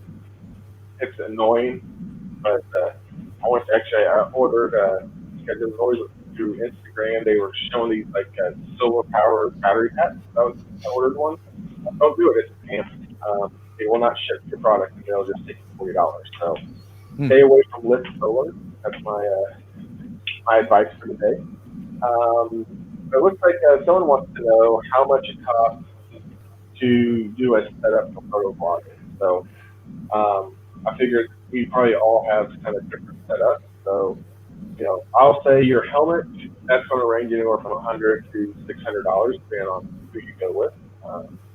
We're going with mine. Mine was a $400 helmet off of $200. We got 2 GoPro 8s. So there's $400 a pop. So tab cam, everything else, microphones. You're probably, if you're looking for a setup like mine, it's going to run you in total about $1,000 for everything. Helmet, GoPros, everything. Now to get into it, you can get into it for really cheap, because I got into it with my Shoei helmet that I bought for $100 because it was old. I started with the GoPro 4 for $100, and then I had a GoPro audio pack that goes on the back for $100. So I was in it for $300 to start, and then that tells you, do I want to do this? Do I want to actually make videos, et cetera, et cetera? Then if you do, you start upgrading it piece by piece. And so, I have $1,000 into my channel, but it wasn't all at once type of thing. I don't really feel or notice it in the piggy bank too much until I look at my credit card receipts. But where are you guys' setups running you? Well, I bought this really, really cheap $38 camera. It's supposed to be 4K. And much to my surprise, and I've done a video on it, it's not bad. It's not nowhere near as good as a GoPro or anything like that, but it's not bad. If somebody want to get into it really, really cheap, it's the way to go. So this is going to be my new sacrificial camera to put on some really sketchy angles. And if it gets bashed off by a rock, hey, I've lost $38, it's no big deal. But I've just found out that it's my render settings in my program that I'm editing is probably more of my issue in terms of my video quality than the actual video itself. So I'm going to have to sit through that and actually just rework all my render settings, because I think I basically left it at default, but I need to have a good look at that. Yeah, I could say my video, if I have about a 30-minute video, at least as far as file size, in 2K rendered, gives me, I want to say between 20 and 30 gigs is about what the final render is for about a 30-minute video. So that'll give you something to look at when you're looking at your file size. Yeah. Okay. Yeah, I think my biggest video, I think my biggest one was about 20 gigs for about 18 minutes. Running again 4K 60, so you can imagine the file sizes that come with that as well. So, hopefully, do you guys upload them in 4K? Because I only do 1080. I do 2K. I upload in 4K. Sec 4. The only reason I do it, and again, there's nothing wrong with the way any of us are doing it, whether it's 1080p, 2K, or 4K. Yep. When I watch YouTube, I don't watch it on my phone. I watch. All right, I'm back. Hey, welcome back, man. I watch it on the big screen. I watch on the big screen, so I want to make my videos look good for when I'm watching them myself, because I'll go back and watch some of my older stuff, and I want it to look good. So I know if I upload in 4K, someone else who's on their TV will see it in how it's supposed to be shot as well. I think really between 2K and 4K, there's probably really not a whole heck of a lot of difference that the naked eye is going on. I've never actually rendered in 2K to try it out. I would probably not even notice it, but videos look just fine when I watch them on TV, Travis. So that's true. Hold on just a second. There's something I'm going to grab and point out for you guys. Cool. Okay, so while waiting for Travis, I think a lot of us tend to, and I'm guilty of it as well, we all go out and buy the biggest, greatest, and the latest, But honestly, when I first started out, if you look back at my videos like 6 years ago, and yeah, exactly right. I bought myself a cheap made in China camera, and that thing lasted me a long time before I decided to go with the GoPro. And now this year, when I started getting into really motovlogging, then I went on and got the 7, I got the 4, I got the Insta360, and then you suddenly realize that you spend about $2,000 on equipment where you don't really have to, right? Even though my idea was to get different content out and different viewpoints, but you can get the same thing with a cheaper brand, so you don't have to go always for the GoPro. I know some of them go for the Osmo Pocket, which is even cheaper. And stuff like that. So Well, I even think even the silver in the Hero 7 Silvers goes for under $200 now, at least here in the States. It's a great camera. It'll shoot more than what most average people are going to want to shoot for. Exactly. What's good for night shots? Because like summer here is when we really hit the bikes at night. So what's a good night camera, do you think? Well, that's going to start to cost you, because if you go for the latest, the GoPro Hero 8, I believe has and the Osmo Action, I think that's what it's called. These two are the only ones that actually have a better aperture if you're into cameras. So in fact, the Osmo and the Insta360 module actually has a night mode. So literally what it does is that it's trying to collect as much light as possible, so that you don't get any graininess or whatever. But those cameras are starting to be a little bit expensive. You can muck about with your current GoPro. Say you have a 7, you can muck about with the settings. You can put up the ISO, but you have to know how much ISO you need to put up before it starts to get grainy and useless. Yeah, before you get too much noise. Right? And audio, too much noise. Auto function is just garbage on that. So don't trust it. Anyway, I mean, all I have is the GoPro 7 on my helmet and a 4, I think, on the front, and that's about it. And I was using that originally for aviation, and actually just in Texas, encounters I have with drivers or with police, with anybody, everything's recorded. That's why I had it to begin with. And we're talking about, obviously files, and we're talking about, I picked this up. It's called the WD My Passport Wireless Pro. Basically, you can get this in varying sizes, anywhere from like, I think 1, 2, and 4, I think, so sizes. The cool thing about it is it has an SD card slot. This is battery powered, so it has its own built-in battery. You plug your memory card in, and you got one of two options. You can either pre-program it so that the moment it reads something, it downloads it, or you can just hit the button and it automatically downloads your memory cards. That is good. You can just swap your memory card, plug it in, throw this back in your saddlebag, and then when you're ready, you can just erase it the next time you want to use it. I've never seen that. That's a great idea. Yeah. How much memory is that? This is a 4 terabyte, and I got this at Best Buy for $225, I think, with tax. So less than $250 US. Should be more than enough for my trip coming up. So yeah, wow. But that way you're not trying to take a laptop with you and all that. I can just keep shoving memory cards in it, and then the other thing is I'm still experimenting with this, but it's a ONN brand. It's Walmart's brand of products. 256 gigs, $32. And I've tested it as far as speed. It does better than my SanDisk memory cards. Wow. So don't know about longevity, but at least the nice thing is if this goes bad, it's Walmart. You can return it. So the mic I use is I use the purple mic. Yeah, I have the purple mic, and actually I do ride around with a backup mic once in a while to a recorder inside the helmet. It's like a tiny recorder. I always have that as a backup. I'm just shutting my camera for a sec, guys, but I'm right here. No worries. No worries. Sounds like you've had a few GoPros attached yourself then, huh? Right, if you run in the back. Whoa.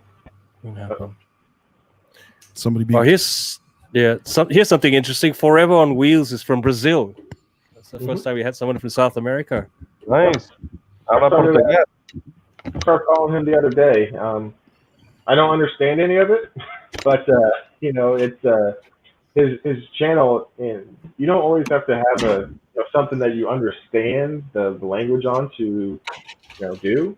So I think the couple that I watched have been in kind of like in Spanish or Portuguese, whatever the official language there is. But he's got some really good scenery, really good. He shoots really well. Yeah, Brazil would definitely be one of those places that would be just a beautiful place to ride. I mean, it'll be beautiful and crazy. Yeah. Because I'm actually my first language is Spanish, but my dad is from Uruguay.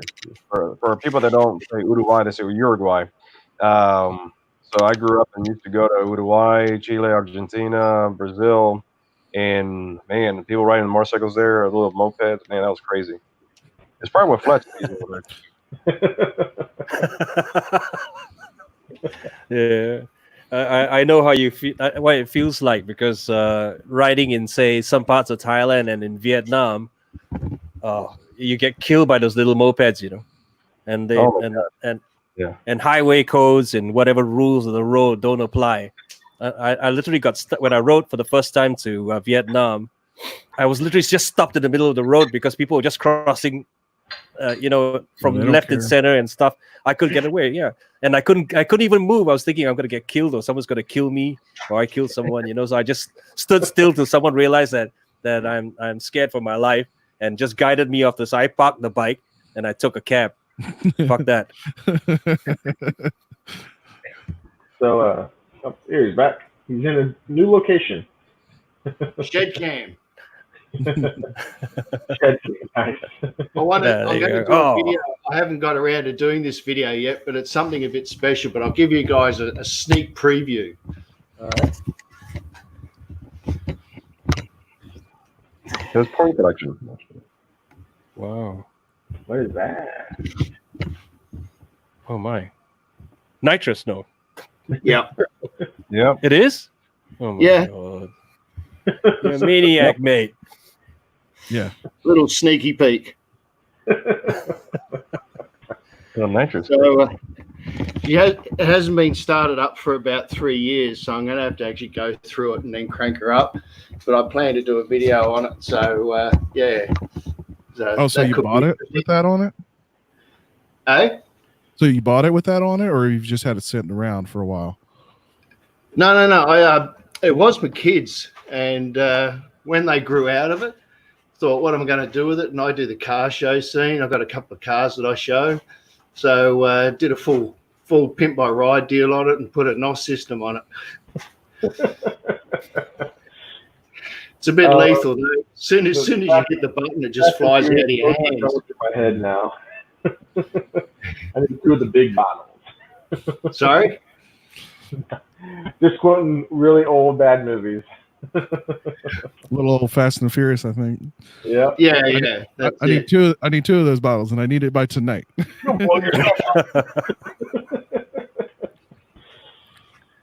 I am, thinking back, I'm coming up on 40, and I've been riding for about 6 or 7 years, and I'm actually glad I waited to ride later in life, because back when I was coming out of high school, I had a Mazda RX-7, and it had big loud pipes, and it was a pretty quick car. I mean, I won't say it's the fastest car in the world, but I had a second gen RX-7, and this was right at the start of the Fast and the Furious thing. And I'm not in it for the speed, but if I had been back then, I think that's exactly the kind of crazy crap I would have done. And I'm glad I didn't do that. Yeah, I'm kind of glad the same. Plus, when you're older, you're a little road wiser. You can kind of read what cars are going to do compared to when I was young. I didn't pay attention to anybody. I don't remember looking at, thinking what someone's going to do. I was just driving, and I had a little Mustang, same thing, and try to soup it up with nitrous and all this crap. I think I would have killed myself on a bike. Yeah. That's exactly. I had a modded 350Z back in the day, so I think we all maybe were kind of into that car phase, and I know the stupid things I did in the car, that were should have been done in Mexico type of thing, and if that's if that's what people are doing, it's like I wouldn't even think about doing that now, because now I'm thinking, oh, there's gonna be some motorcyclists out there that you could ram into at whatever speed I was going. So, but no, I mean, it's like you were saying. So, like the things that you were looking for, in your 20s, like I wasn't looking at the way their tires were angled, whether they were going straight or making a turn, anything like that. And we got some trouble. We got some trouble, guys. What up? He is in. Hey, Paul, how you doing, man? How's it going, mate? How's it going? Good on you, mate. Everyone doing well down there? Down here? Yes, sir. Yeah. Mate. Happy that a dog with 2 dicks, boys.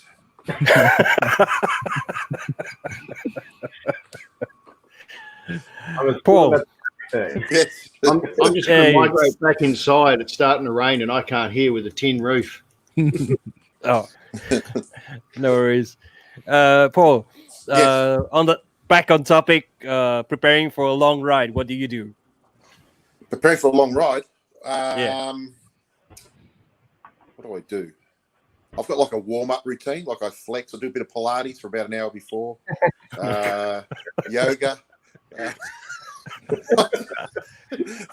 I point the front of the motorbike in the general direction and go. So that's what the saddle bag. He has a yoga mat. He has some. Oh, mate, you should see me. I pull over every 30 minutes to make sure I do my stretching exercises. He's out on the side of the road doing this. I got a thermos flask with cocoa in it, just in case I get a little bit, a little bit uncomfortable. But other than that, no. Generally, I point it in the direction I want to go and follow the front of the motorbike. Now, do you? How often do you take multiple day trips, or is it just a single day? You're usually out and back home, or do you ever go multiple days? All sorts of stuff, mate. I sort of do everything. So, I've done 5 days.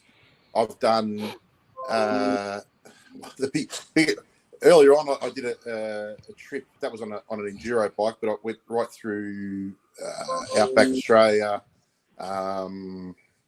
Like a lot of off-road stuff. That was for 3 weeks. Living just tents and that sort of stuff. I've done all that sort of stuff. But now that I'm an old fart, pretty much it's on the road and off I go.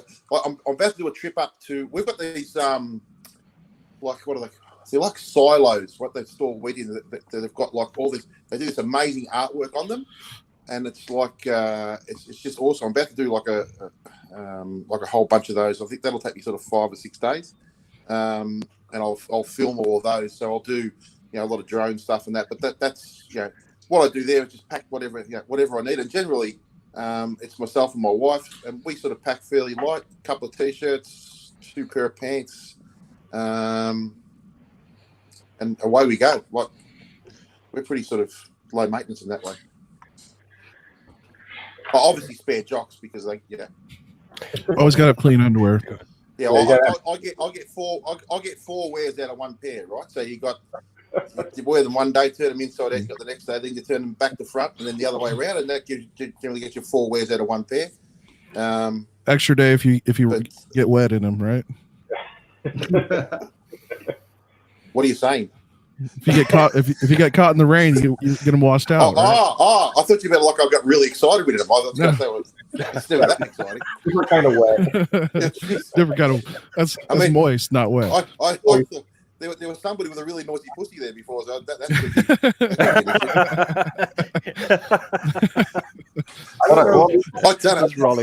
The other day was they were packing for a long trip and they used that. What is that thing?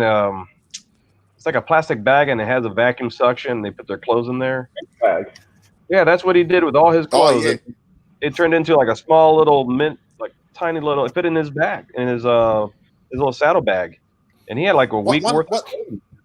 Yeah. One thing is your roll stuff. If you roll all your gear, You can roll it really tight. That gives you heaps more room. But those suction things, they're good. Yeah. So I heard this, and I think it'd be a good idea. So we all end up with our less than great underwear, as we from time to time have. So what you do is you set out your adventure and you pack all your crappy underwear. So as you get to your next stop and your next hotel visit, you just take those dirty underwear that have the holes in them, you just toss them in the trash, and then when you come back, you just come back to a fresh, brand new Amazon delivered package of underwear. So that's going to be when I do my first road trip.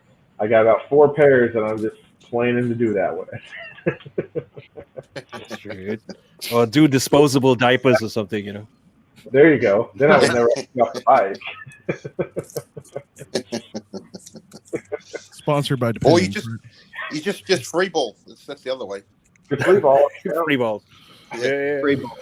Yeah. Yeah, I've learned the hard way that that's not a good idea. You just got to be careful with the zip. Well, you yeah. also got to be a little careful with the sit too, because it's never quite in the right position. Exactly. Not terribly aerodynamic at a couple 100 kilometres an hour, though. I just throw it over the shoulder, mate. It's all good. Well, it's all right for some. Oh my god. A couple of times I used one time I used it as a scarf, nearly choked myself to death. Did you warn your wife first before you threw it over your shoulder? It's probably like, get that thing out of my face. Who's tapping me on the shoulder? Oh my god, I got it. It's like a seatbelt. It's like a seatbelt. Yeah. I will say, Figure it out the back. you're always good for a laugh. It never fails. It's wintertime there now, right, mate? Yes. So Oh, how do you man. keep warm, mate? That's the Oh. next question. Well, that's why I nearly choked myself with a scarf. Flex. That's the trouble. And get a good handle on it, right? Yeah, exactly. Oh my god. That's why those vibrations can cause serious issues, mate. Seriously. That sure warms you up, though. Oh, look at that. You go Oh, these no. suckers. Oh, he's got some mitts there. Big old gauntlet. Oh, heated gloves. Yep. Yeah. Yeah, they're good. They're really good. How long do they last, though? I find them. I get about 4 hours out of them. They're better than the heated grips because the heated grips warm up the inside of your hand, but not the outside. Whereas these do the outside. They're really good, and I can either run them on battery or plug them into the bike. So either or. Cool. So you just plug into like your Yeah, Tinder. good. I have to ask, since you guys are, both from Australia, what's it like buying gear and aftermarket accessories for your bikes? Because I've heard the 2 Kiwi riders were talking on a podcast here recently. They're talking about how they don't customize their bikes as much there in New Zealand because the parts are so expensive and so difficult to get. Hey, just before you don't ever wrap New Zealand in with Australia because that's like a third world country over there. Just like, mate, They have sheep. they're still having sex with sheep, mate. Living proof that Englishmen fuck sheep, right? You know why Kiwis fuck sheep on the edge of cliffs, don't you? Because the sheep backs back harder. Yeah. Oh my god. You know why all Kiwis wear gumboots? I know, mate. Why? They can put the back legs of the sheep in the gumboots. They can't run away. Look what you started, Travis. Look what I you- know. Look. As far as aftermarket parts, we'd be just the same, pretty much the same as the States, I would think. The only thing that's a bit of a pain in the ass is that a lot of, especially the Harley dealerships and stuff, they don't stock. They use that just-in-time system where you go in there, you want something, they'll order it in for you, which can be a bit of. I'd like to be able to go in there. Like I had a mate of mine wanted to buy some luggage, right? And it was going to cost, I think it was like $1,200 for the bags and all that sort of stuff. But they had nothing to show him. right? And like his argument was, I don't mind spending the money, but I at least want to see what it looks like before I buy it. Yeah, well, here's the catalogue. Yeah, I know the catalogue's good, but you can't actually see what it's like. You know what size it is, what you can fit in there. So stuff like that sort of is a bit annoying. Like last year I was in the States, I was in Texas. I went to one of the big Harley dealerships there, and like it's just it's wall to wall stuff. Yeah, it's unlimited. Where here you've got, it's there, but a lot of the stuff is not in stock. You know, they generally have a lot of clothes. You know, a lot of jackets, a lot of helmets, gloves, all the easy to sell stuff. But anything, as far as bike accessories goes, you'll have the basic stuff there, but not, like wheels, for example. Like there's how many different wheels? There's hundreds of different sorts of wheels you get. But you go into a Harley dealership, they might have, I don't know, 10 on display maybe. Where in the States when I was there was like licorice all sorts. You could have, there's all sorts of stuff on display. So that's the main difference. But as far as getting, look, there's heaps of motorcycle stores here, stacks. Because especially, I'm not sure about Adelaide as much, but Melbourne had a really, really big motorcycle culture here. So Elizabeth Street in the city, you could go there on a Saturday, and Elizabeth Street's known for all the motorcycle shops, right? So there would be literally maybe 1,000 motorbikes parked on the footpath, all the way down Elizabeth Street, which is, Elizabeth Street's basically the main street in Melbourne. And see, in Melbourne, you're allowed to park on the footpaths, right? So you'll see heaps of motorbikes in there. So there's a lot of motorcycle shops, but not there's more probably if you went to like a Yamaha shop or a Honda shop, those sort of things. They've got a lot of spare parts in there, but Harleys, not as much. I don't think anyway. Yeah, Suzuki and Kawasaki are fine. You can get performance parts, anything you like, not a problem. It's basically on tap. Yeah. But the Harley-Davidson dealerships, we got, I think, 3 main ones around town. They're actually reasonably well set up, but you wouldn't have the variety that you'd be able to just walk in store and get what you want there. A lot of it's order in. Yep. And New Zealand, you'd probably get a bike battery. Yeah. If you're lucky. If you're lucky. Yeah. I think it's the same here in Singapore. But they got heaps of sheepskin freaking seat covers. I'll tell you that now. That over there. Absolutely, you can get them in all different colours. Yeah. I'll go on that again. Just not going to touch that. Some are still alive. You can get ram horns too. Yeah. For your handlebars. Yeah. Yes. Yeah. Oh my god! It's here. It's the same here. it's the same here in Singapore. Anyway, I think it's a business thing, because they're the only ones for miles, and they're not going to keep stock of stuff when they have the catalog, right? They will keep a couple stuff that you definitely need, the batteries and the brakes and maybe a couple of handlebars and everything else. But the promise for Harley Davidson is, and I'm not sure about Indians, is that you're supposed to walk into any dealership, and if you want to change seats, you could try it on.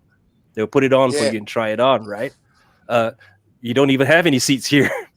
You have to order it from a catalog, right? So it's either you buy it and hope for the best, or forget about it.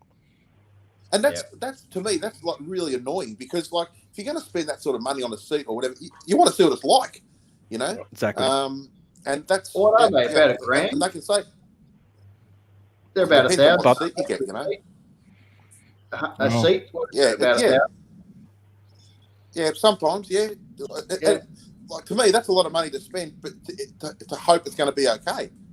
Yeah, exactly. Exactly. I don't know what's like for the Indians though. Wildon2s. Well, sorry about that. Go ahead. I've been working on my Chopper. Got me working on my intro. So you gotta check it out tomorrow, Chopper. It's gonna blow your mind. No, it's gonna be okay. Okay, go ahead. Indian bikes. Awesome. The question is the Indian bikes. Is it easy to get parts, or do you go for aftermarket parts? No, I mean, I go for aftermarket parts. There's not many as Harley. Harley has like a shit ton of them. You have more choices. But usually the good thing about Indian, a lot of the bikes come already ramped up out of the gate, so you don't have to mess around too much. But there's some aftermarket companies out there that you can just order and you get within a week or so. You get some parts. That's where I got my windshield, my frame from. I think it was called the IndianAftermarket.com or some .net or something like that. So, and they have seats and custom people that make custom seats for Indian. So are you able to walk into an Indian dealership though and take a new seat for a test drive before you buy it? Well, yeah, I mean, just a lot of the seats there. Like if you go there, all the new models have the new seats. They have upgraded seats, and you can they'll let you take the bike go for a ride, and no biggie at all. Yeah, that's that's the other thing, Fletch.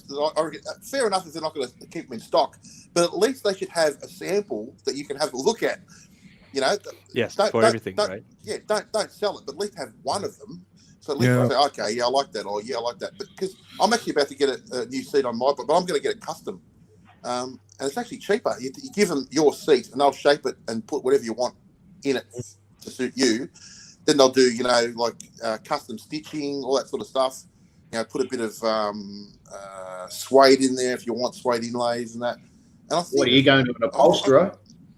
Yeah. That's the way to go. Yeah, I think the guy was charging $350 or something. Like, I'd rather do that. At least then you get exactly what you want. Now, ChopperFett, you went through several seats here on yours, if I'm not mistaken. Still have several seats. You're right. And again, that's just the problem. And like Paul's saying, having a shop to it, there is a shop that's not local, but stateside, where you send off your stock seat or whatever seat you have, between Mustang, Saddleman, and they will try to reupholster it and shape it to you. So let's say you have a stock Harley seat that you like, it fits you right, but you want to have gel added like Saddleman has, so you can kill some of those vibrations. They'll pull it back, they'll cut out a little panel, and then they will shape the seat to how you need it to be. You give them your dimensions, and they build you a seat, and it costs less than a whole new Saddleman seat would have cost you to begin with. So I almost went that route, and then I didn't because I. So what happened, Chopper? You had to put your ass on a photocopier and send it in, or? Yeah, pretty much. You strip down naked, and it's kind of embarrassing. That's probably why I never actually did. Didn't want to show off that J string, right? Yeah. Oh no, it wasn't even a G string, man. It's just completely out there. So, Lady Godiva it. When I found the copier, it was just a big blob. You couldn't sell anything. So.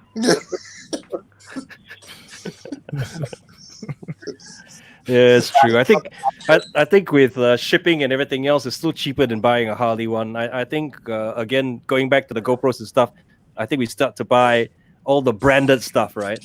And then you realize when you go on the aftermarket stuff, it's half the price, even with shipping and customs and everything else. When I bought the what was it? What was the comfy one from Harley-Davidson, Brett? What's it called? A Sundowner, right? So yeah. the Sundowners here cost $1,000, right? That's a hell of a lot of money. And I was just taking I was taking a risk on that. I got it. It's okay. But then I realized, which they didn't tell you when you got it, is that you're 2 inches up and 2 inches back. And suddenly your riding posture changes and you're above your goddamn fairing. Then you have everything hitting you in the chest and the face and everything else. Then like I use it if I'm too up. But I went for the Mustang instead, which cost me about $200, even with freight. US dollars, not Singapore dollars, but US dollars. It costs about $250, as opposed to $1,000 for the Harley one, which I think is crazy. Yeah, it's Harley tax. Yeah. Hey, Fletch, you're talking about your GoPro before filling in 4K, it gets hot? Yeah. Okay, so I just did some tests. I'm going to do another video of that GoPro stuff. If you chuck it in 2700, right, and then shoot it at 60 frames per second, okay, it won't overheat, and so it's almost indiscernible between 4K and 2700. Yeah, no, that's a mistake I made with my 7, and that's why it's a brick now. And I'm doing now with my GoPro 8, so I'm doing it at 2.7 and 60 frames because I also was looking at the forums and everything else, and it was saying that I think that's the best bet.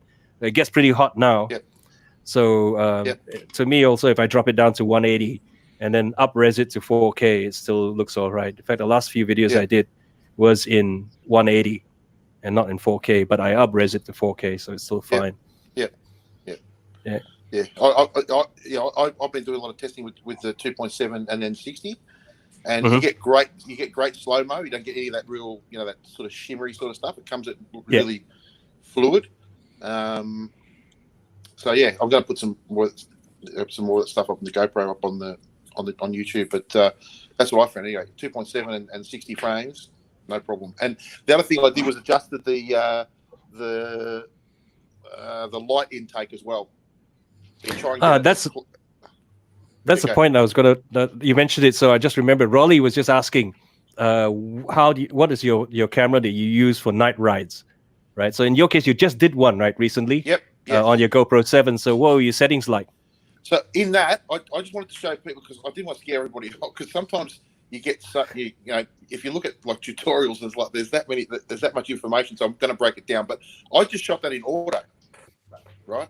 Everything was auto. I just want to show people that you can still shoot in auto and get a really good outcome just by playing around with what light situations you have, right? So you can do that. But if you want to shoot, what you do is you drop it down to 24.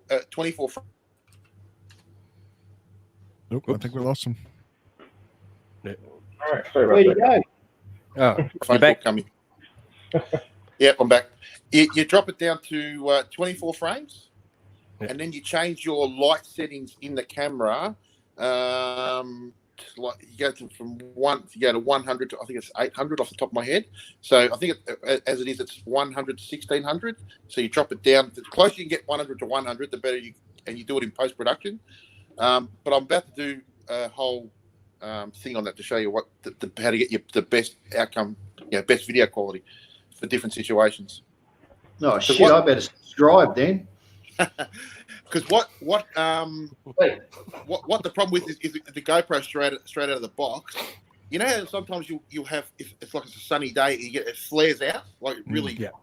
Well, you can change those settings. It doesn't allow as much light to come in, and what it does is it gives you a much more even picture. Okay, so GoPro tends to be really sharp, so I take it off the sharp setting and go to like a medium setting, and also change the light intake as well. But I'm about to do a video on all that. So if you want to have a look at it, I'll do it in pretty easy to follow layman's terms, and it'll improve the quality of your video easily. So yeah, I know on my GoPros, because I do pretty much all my filming during the day. Yep. So I have like my low ISO set at 100, and I have a max of like 400 because I don't need it to overcompensate at any point in time. And GoPro will, like, it'll bump it up to 1600, 3200. Your footage is going to suck. It's a lot of noise. Yep, that's why I keep it at a very low range. And then if I'm obviously going to be in the dark, I might bump it up or change settings. But when I vlog, I'm going to be riding during the daytime anyway. Yep.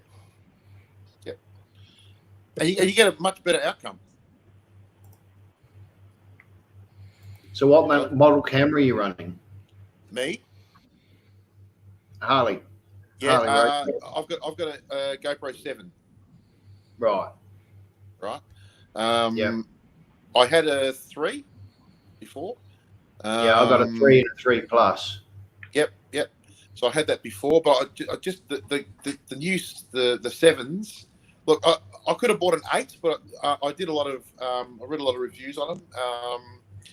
And for what I wanted, I'd rather get 2 or 3 7s and get more camera angles and spend extra on the 8. But so with the 7, because you got the Pro Tune, when you turn that on, it opens up a whole list of features in the back of it, which is all your settings. I can't remember. I'm pretty sure your 3 Plus has got something similar as well. I'll have to go back and have a look at it. But you can definitely change it up. There'll be you know what? If I find it, what I'll do is I'll add you, and if I go through it, and I'll send you the settings to help you out if you want. Oh, yep, cool. Wildon2s, what is your setting like on your GoPro? Usually I set at 60 frames, and sometimes I shoot just in 1080. Keep it simple. Same thing as Chopper about the light. I just keep it there. I kind of messed more with during editing. I kind of messed more with the colors a little bit. If it looks all hot outside, I'll cool down the picture. If it's the opposite, I'll do the opposite. If it's really cloudy, then I warm up the picture a little bit with the colors. Yeah, Travis. sorry. What about you, Travis? Like I said, I shoot 2K, 60 FPS. Kind of like ChopperFett, I have it set so low end, obviously 100. I don't go over. I think mine I have it set to 800 max. But I wish I've been meaning to test because there's the GoPro Labs, which is kind of like their beta software.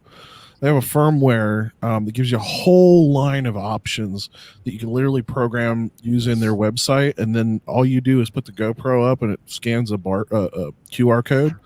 So you can literally okay, settings for the bike, QR code, done.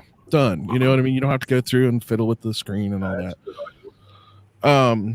So I'm hoping to test that out here pretty soon. But yeah, keep it simple, stupid, I think, as far as mostly, but it amazes me. I have done some amateur photographies. I have a DSLR and stuff like that. I've done that before. It amazes me how much of that world translates into this part. Dealing with things like aperture and, film speed and all that. Oh, I agree 100%. I mean, that's why I'm actually using my DSLR as my webcam now. So finding new life for it, but it does carry over. I mean, all those same words that we're used to saying, ISO, aperture, shutter speed, things along those lines, it all does carry over. And if you have a basic understanding and knowledge of it, it enhances your videos off the get-go. Now, so like I said, I only go up to 400 on mine, because I know if you overexpose something, there's no getting it back. But if you underexpose it, you can play it for light settings and bring it up and get enhance the shadow details and whatnot. So even when I was shooting on a DSLR camera, car photography, what have you, I always slightly underexpose the photos for that exact purpose. And Hey, Chopper, just one thing I think I said it in your video. That one you did, your audio sounded freaking awesome. That last one I watched. Was that the 50-mile challenge? That one? Yeah. Yep. I finally got it completely dialed in. I have the settings saved into my phone, so I know if I accidentally screw it up, how to get back to it. Yep. I was very happy with how that came out. At 75 miles per hour, you could still hear me. There's a little wind noise. So you can still hear my audio clean and clear. So that's something I've been working on for probably the last 3 months, is trying to dial that in. So you're on your test cam, right? Yep, using the test cam now. Yep. Yeah. So again, it's another hassle thing. I mean, I'm still very envious of Paul on how good his audio sounds with nothing, because he basically just uses the GoPro itself, which is incredible. But speaking of, Paul, it was either last week or a couple weeks ago, we did the make a video with just your phone challenge. I have a video completely shot and edited. I didn't edit it with the phone, but it's completely shot with my phone anyway. Coming out this week. So. Cool. Yeah, I have to do that. Look for that. That one that Webb did came out really good too. It did. Yes. Especially with an old shitty phone. So creative. Exactly. He took it one step further, and he mounted that all Nokia or whatever it was on his Spark on the drone. He flew it off. I was thinking, Jesus, you got a nice bloody camera on a goddamn drone. and drop the battery in the middle of a field somewhere. Yep. You went looking for it. That guy is awesome, man. Oh my god. So if we're on the topic of that, what's the biggest struggle of everybody with as far as editing videos, editing long trip videos and things like that? Time. So yep, I was just about to say that. Time, man. I mean, my computer can handle, because I'm using a gaming laptop for all my editing and stuff, so my computer can handle the 4K, it can handle the large file sizes. It's not a big deal. It's finding the time to sit down and put 3 or 4 hours into a 12-minute video. That can be kind of hard. Again, I'm not sure everyone else's life situation, but I have a kid, and actually it's usually when I'm watching the kids when I can edit the best, because you put a Disney movie on, and then I can just put my headphones on and kind of go to town. But lately he's been kind of ADD and wants me to keep changing the video over and over, so I just say screw it. And, but yeah, time is the biggest thing for me. What about you guys? Yeah, well, I mean, I actually have a crap load of videos, but of course, I'm not going to really post it yet or anything with MCs, like long trips. But those long trips, there's so much footage, and you can do like a part series and break it up to really make it work. But most of my videos, like if you guys watch them, it's more informational. So the way I do it though is just I do it the hard way. My memory, I memorize all this crap. And I do 3 runs, and it's a full straight run. In my videos, I don't edit and cut. It's a straight run of me just talking. So if I just pick the one I like the most, so it makes it easier in the long run for editing, because I just put the whole thing up there and I just kind of mess with some things. But the hard part for me is just the memorization that I do. See, and I think that's one reason I think your channel does really well. Congratulations again on 300 subscribers. Oh, thanks. Yeah, I was surprised about that. But yeah, the one thing that I've noticed about yours is, and I can't do it because even if I have a good thought in my head, I'll eventually have a long or a pause in there, or even if I pull up to like a stoplight, I lose my thought until I start writing again. So I can't, for some reason, my brain doesn't process things and articulate things the way yours does. So the fact that yours is a constant, from start to finish, is a really, really good feature, I guess would be.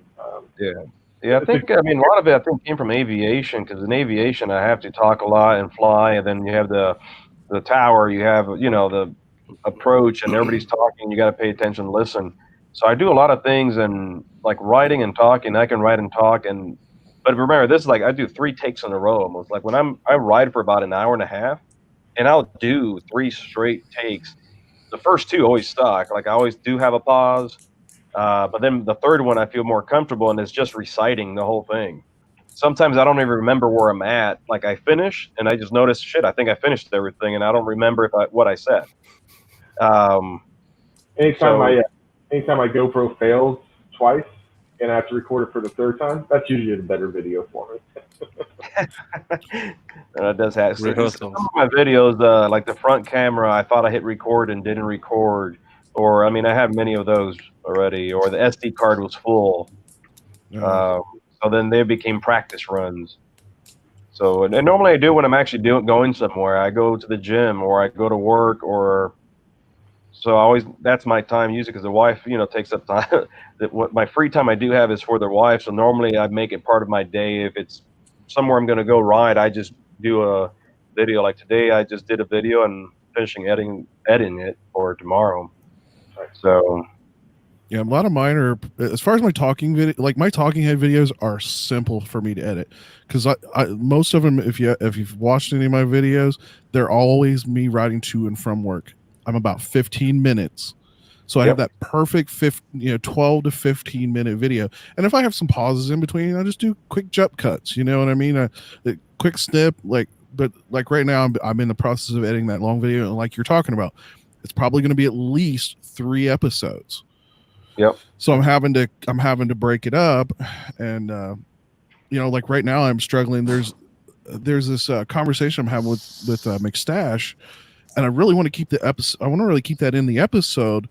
The only problem is he's got his credit card in his hand and he's waving his hand, and I cannot get the software to track his hand.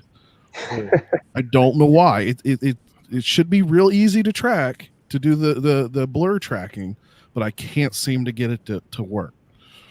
But that's what I'm struggling with right now. Well, as you know me, I just do everything on the I just do everything on the phone. Yeah, Paul's editing a video right now, I think. Yeah, I literally load it off my GoPro into my phone, edit it, put it up, done. See you later. What are you using? Software. What's Video Leap? Video Leap. Yeah, on the iPhone. I use either Video Leap or Splice. One of the two, or sometimes a combination of both. Yeah, I think for me, it wasn't bad. Yeah, I think for me it's like whether it's a talking head one like this or on the road. As much as I like to have a topic in mind, there will always be a point where you're riding and someone cuts you off and then you lose your track. you lose train of thought, because here it's traffic can be quite bad. Maybe not so much during these times, right, with the C word. But in normal times, there's still a lot of traffic, and then guy cuts you off, or suddenly the guy decides to change lane where you are, so then you lose track of time. So I think what will happen is I'll spend a lot of time doing a lot of editing, cutting out the ums and the ums and the breaks and the pauses and everything else. No choice. Yeah, well, I think since I started my channels right when COVID started, so all the roads were perfect. So I'm going like 80, 85, 90 miles per hour, just talking away, no traffic at all. But if you look at my videos, there's cars flying by me all the time. It looks like I'm going 60. But in Texas, everybody's speeding. Like I'm trying to go speed limit at 75, 80, and everybody's like just flying right by you with a big ass truck. Yeah. Man, I 100%. That's one thing I noticed when I was there last year. Holy crap! Yeah, I used to live down in Houston, so I know about the fun traffic that Texas can do, and then we went. My wife and we came down to San Antonio and Austin 3 or 4 years ago. That's when we got engaged, and I'm not sure how much you spend on I think it's I-35 all the way down. It's like I-35 is like one big town, right? It's one big giant city. There's no farmland. There's nothing. It is the worst drive I think I've had in a long time. Yeah, no, 35 will go all the way down to Laredo. Yeah, and it's just there's no break in the city. It seems like all the suburbs just kind of overflow into each other. I was dying just to get some trees, and there was no trees.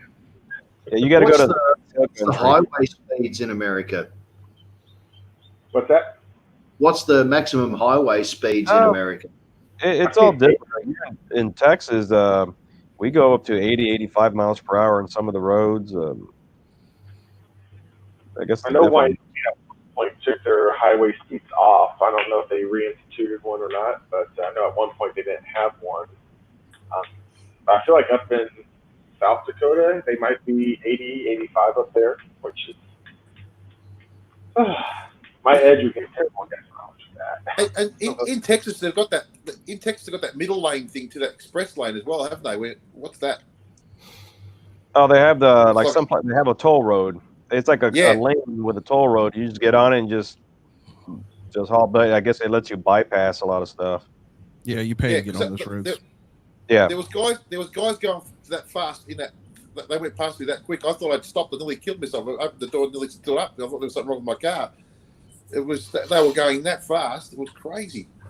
Oh yeah, no, they go. I mean, no joke. I was driving my wife's car the other day, and I was going over 120, and everybody was keeping up with me, all around me, trucks, everybody. And I slowed down to 95, and everybody was passing me. Yep. And actually, I think now could be a rumor, but I know when I was 16 when I got my license in Houston, so I always was told that if the flow of traffic, let's say, is 85, 90, and even though the speed limit is 65, if you're going 65 and you're actually impeding traffic, you could be the one who would get a ticket. Is there any truth to that? No, because I mean, even if there's a flow of traffic, if a cop stops you at 5 miles per hour over the speed limit, they'll give you a ticket. I mean, Yeah, it kind of you're falls. not gonna win it in court. Yeah, it kind of falls into the category of cops won't typically bug you, but in the same boat, they can pick if you're doing 90 and the speed limit's 65, and they want to pick you out. They can still just pull you over. You know what I mean? Yeah, I mean, I've been pulled over for going the speed limit, passing by a cop nicely, and he just got pissed off that I passed him. Oh my And God. I got pulled over, and he literally told me that. Was there a ticket that could even be given out for that? There's no ticket. Got a warning, and my brother was in the passenger seat. We're both like, okay. Right. Of course, riding the bike with the colors, it's a totally different story. I get stopped. Yeah. Yeah. That's my next. I mean, yeah, I think when you talk about speed limits, I think Paul knows better as well, as he's been to Thailand and stuff. We have posted speed limits. I think it's 120 in Thailand on the highways, correct? Kilometers per hour, not miles per hour. And in Malaysia, it's 110, but nobody does that. We'll do 140, 150. In Thailand, it's a little bit different. Even though they put 120, here's the weird thing about their highways. They're the only highway I've ever seen that someone could do a U-turn on it. Have you seen it? Yep. Right? So you can't be fucking tearing down at 160 kilometers an hour and someone fucking just U-turns right before you, So we slow down at 100 and then really look out, and we keep left and just in case these guys decide to pop out or something. So we never tend to do that. But on the Malaysian highways, we'll do between 140 and 160, even though it's posted at 110. They do have cameras. What makes me laugh in Thailand? What makes me laugh in Thailand too, Fletch? You'll have like mum and dad on their scooter in the left-hand lane, then there'll be somebody passing them with a quicker bike just in the same lane, but go around them. Then you got a car going around that one, and a truck going around that one, and then a guy on a really fast motorbike going around all five, but in one lane. I know. And then you have to be watching for 3 types of traffic, right? Because suddenly you see this big truck, and then the guy goes round, it's a car. Then the car goes round, it's a bloody bike, right? It's like that Russian dolls thing, They're all trying to play who's on first. Exactly. So we just end up just go ahead. And then you got the other one where you're riding along the road and all of a sudden there's an elephant walking in front of you. Yeah, had that. Yeah. I had that in Phuket. We were in sort of rural Thailand somewhere. I can't remember where it was. It was like in the middle of Thailand somewhere anyway. And going along, all of a sudden there's these elephants walking on, the working elephants, just walking along the road. When I first saw that, is that an elephant up ahead? Like, you still got to do a double take. It wasn't one elephant, there's a few elephants. Just walk along the road thinking, holy crap. Yeah. I had that happen to me going up the mountain. In Phuket, right? They cut the highway through the mountain, right? So you have to go up and out from Phuket back into mainland Thailand. And we were just going up there. It's a pretty steep hill as well, right? So we were chugging up, and suddenly everybody comes to a full stop, and then you see this huge elephant in the middle of the road, and everybody's holding onto their brakes, and it's thinking, shit, You have that problem with moose in Alaska. I've got some friends that live up there, and those moose they'll stand there, and illegally you can't disturb the moose. You can be ticketed and arrested for disturbing the moose in Alaska. They have better rights than the kids. Yeah. Oh my God. I'm not sure if you guys saw today. I think it was just yesterday. Rainbow, who was on our channel a couple weeks ago, he posted, I think, something that maybe we can all agree on, maybe we can't, but bicyclists on the road as well with us.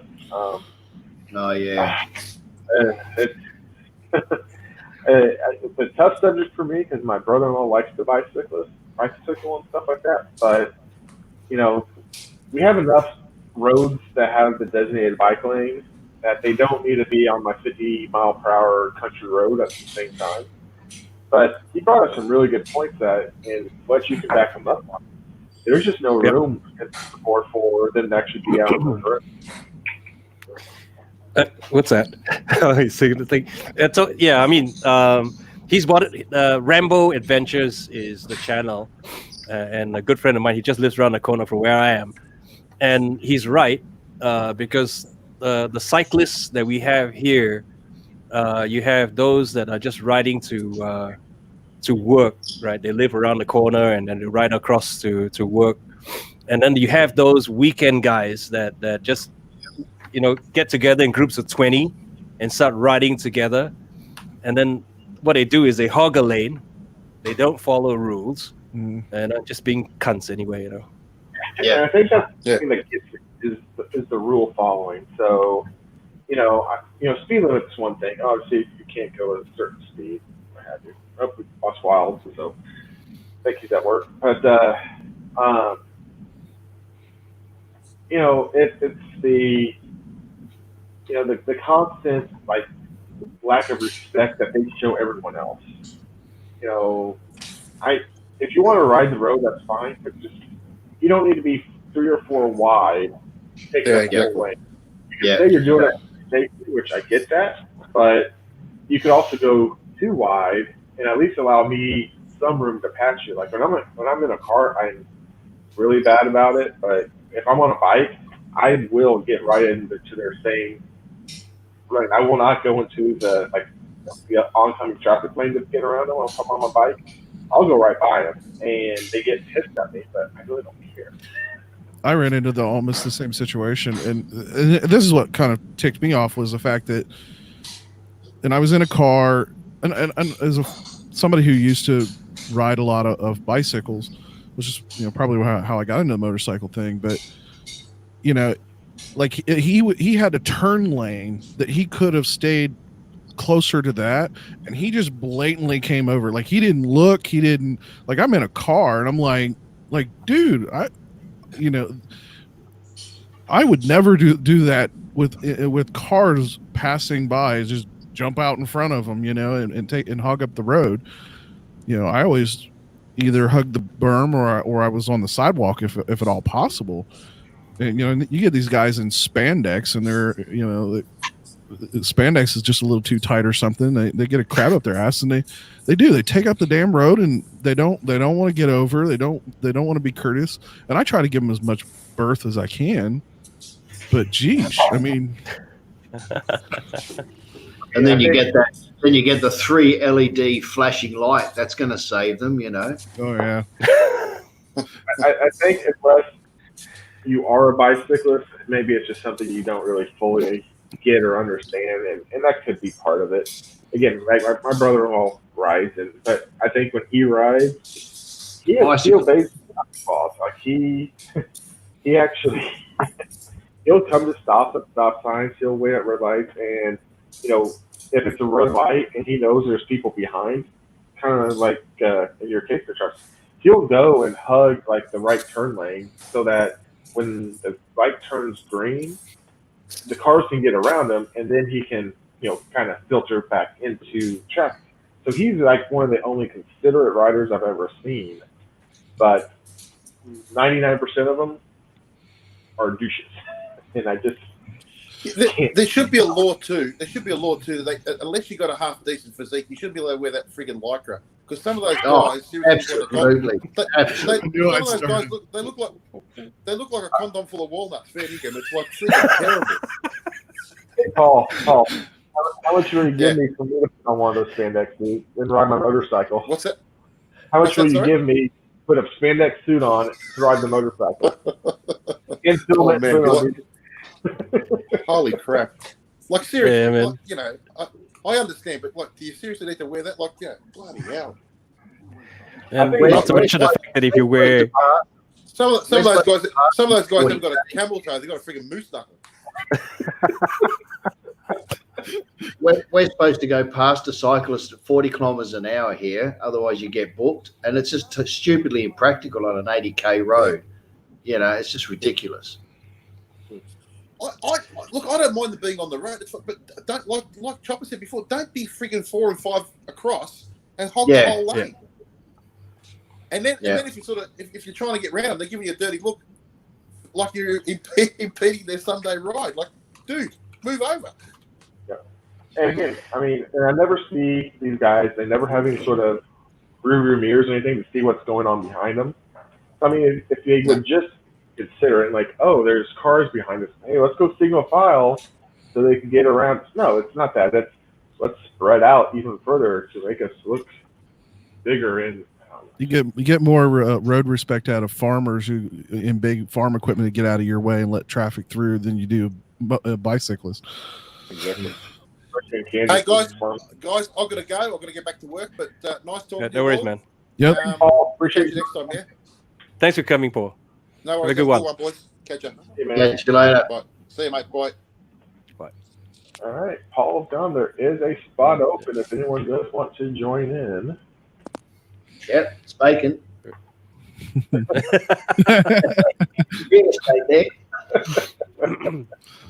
I feel like the Brady Bunch. We got Wild on opinion on bicyclist yet if he wants to weigh in. It's like, Yeah, so where were we? Oh yeah, I think you should watch Rambo's the last video that he put out, because I think a good example was the last bit of his video where he's literally had this guy. He was on a 2 or 3 lane road, and the guy on a bicycle just whipped across him from the left to the right just to make a turn. It was a good video. Yeah. So I think those are the kind of things that just like what Brett was saying, they don't have rear view mirrors or side mirrors or something, so they don't check their blind spot and just go, right? I think we don't want to end up killing someone. That's crazy. Up in Florida, I don't know if you guys ever read it in Florida down the coast at Clearwater, Tampa area, St. Petersburg. You have tons of these Ironmen, and they're on their bikes on these beach roads, and you're riding your motorcycle, and they take up the whole lane. They cut in front of you. I mean, you got the snowbirds to mess with, but then you also have the bicyclists also, and it becomes a big issue. Yeah, I mean, and especially what annoys me is like in a city that is actually considered enough to create a bike lane for people. I mean, like here we have miles and miles and miles of bike lanes. Sure, it might not be a country road, but if you want to ride a country road, man up and get a motorcycle. I mean, Oh yeah. put an engine in the damn thing. yeah, right. I mean, put some power in it. But no, I mean,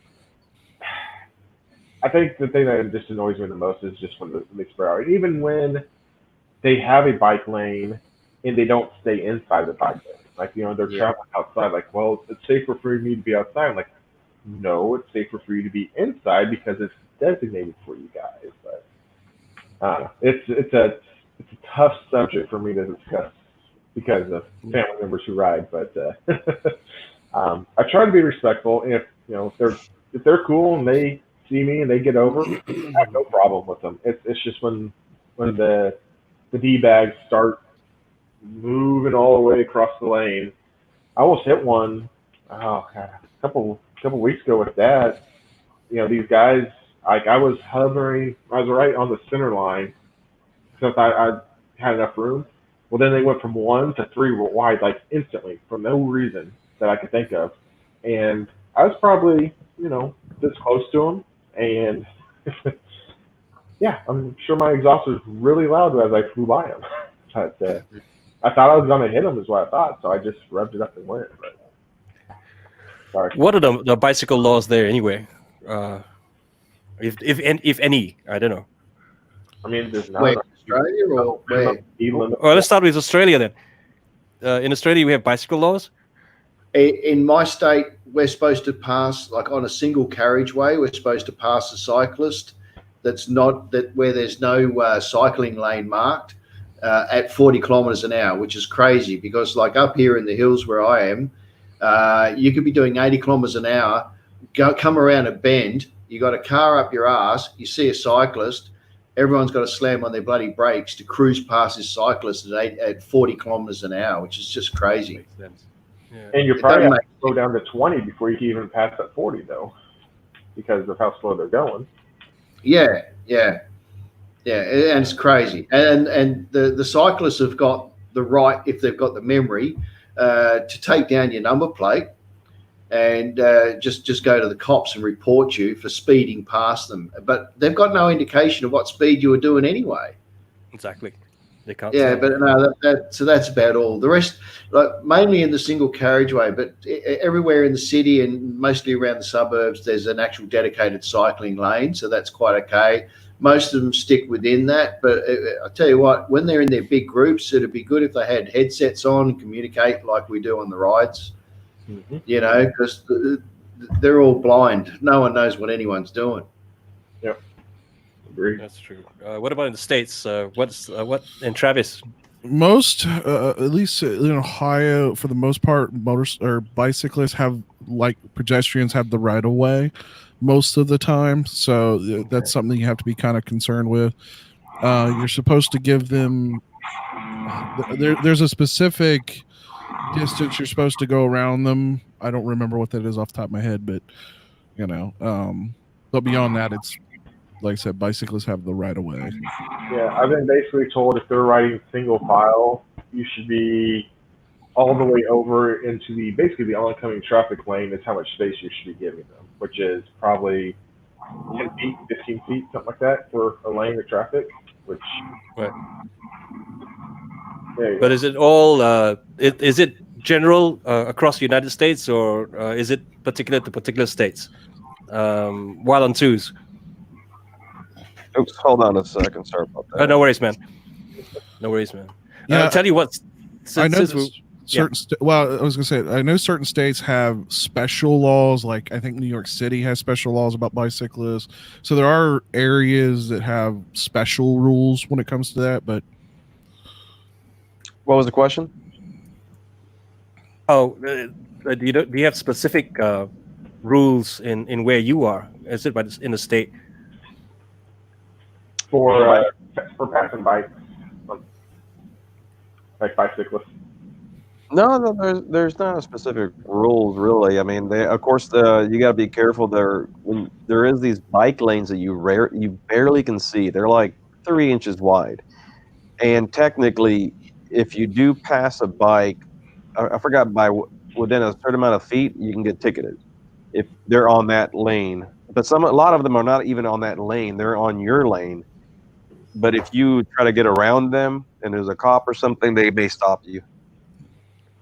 Right. Even though they're in your lane, but then 3 foot. Yeah. 3 feet. Yeah, because there's a certain feet away that you have to keep away from them. But especially that tricky lane, that bicycle lane, I think has to be a little more than 3 feet. I forgot what the rule was with the bicycle lane. Right. I think here in Singapore we don't have bicycle lanes. Only a few specific places, so everybody's on the road. So they made it a law. So bicyclists share the same right of way as pedestrians, like what Travis said. So they're supposed to be treated like pedestrians. So if they're at a crossing, you give way to them. If they're supposed to be the ones that we're supposed to give way to, which is weird because they're doing 20 kilometers an hour and we're doing 60 or something. That's going to be hard to do, just like Raleigh says. And we are supposed to be 1.5 meters, which is about 3 feet anyway, or more than 3 feet, away from them as we pass. So again, if there's a cop, then we get ticketed if we don't keep that safety distance. That's insane. And if they're riding side by side, then that's going to take up most of the lane, right? Yeah. Mm. Yeah, I like how them riding inconsiderately puts our lives in danger just to pass them. Whatever. Sorry, that's my rant for the day. You see where I get over? It's my dad. It's his blood that boils through me. So I'm gonna get him going on bicyclists, and he's gonna put out a whole 25-minute video about it. You have to make sure to teach your son the proper way to ride a bike, right? Oh, of course. Just he's not even going to ride a bicycle. I'm just saying, make sure you get the motorcycle. So, well, guys, I do appreciate you guys all for joining. We're going to cut it a little bit short here tonight. I have earlier shift than usual in the morning, but I want to thank everyone who stopped by. Wildon2s, thank you for being here start to finish with us. You've been no problem for us. I used the last part to work on my my intro just to show you up, Chopper. Now, to be fair, on intros, I didn't do any of it. I paid So I someone. know you told me you paid for it, but I was like, screw that. I'm going to try to do my. I'm going to try to animate my own. Okay. I was thinking you're brilliant. Yeah, no. Well, I am brilliant. I paid someone to do the hard stuff for me. Let's go working smart. Yeah, I should have done that. It took a little longer for me to get this animation crap. Yeah, and I don't have any sort of animation software, so no. Yeah, I'm looking forward to seeing that. My intro is literally like a video blocks template that I just plastered, and I can just barely navigate Adobe After Effects. So, Oh yeah, there's so much crap on that Premiere that I don't even want to touch, just because then it'll just open a rabbit hole. Exactly. Cool. All right. Well, thank you guys again. All right, guys. We appreciate it. And if you guys ever need anything, just feel free to reach out to us. And we appreciate it. So thank you, everyone, and have a good rest of the night. Again, I am ChopperFett. And I'm Dyna. Thank you for joining us. Same time, same place next week. We'll let you all know. On Fletcher's channel. It's on my channel next week. All right. all right. Sounds good. Have a good night, everybody. Much love and respect. Take it, guys. Have a good okay. Catch you later. Cheers,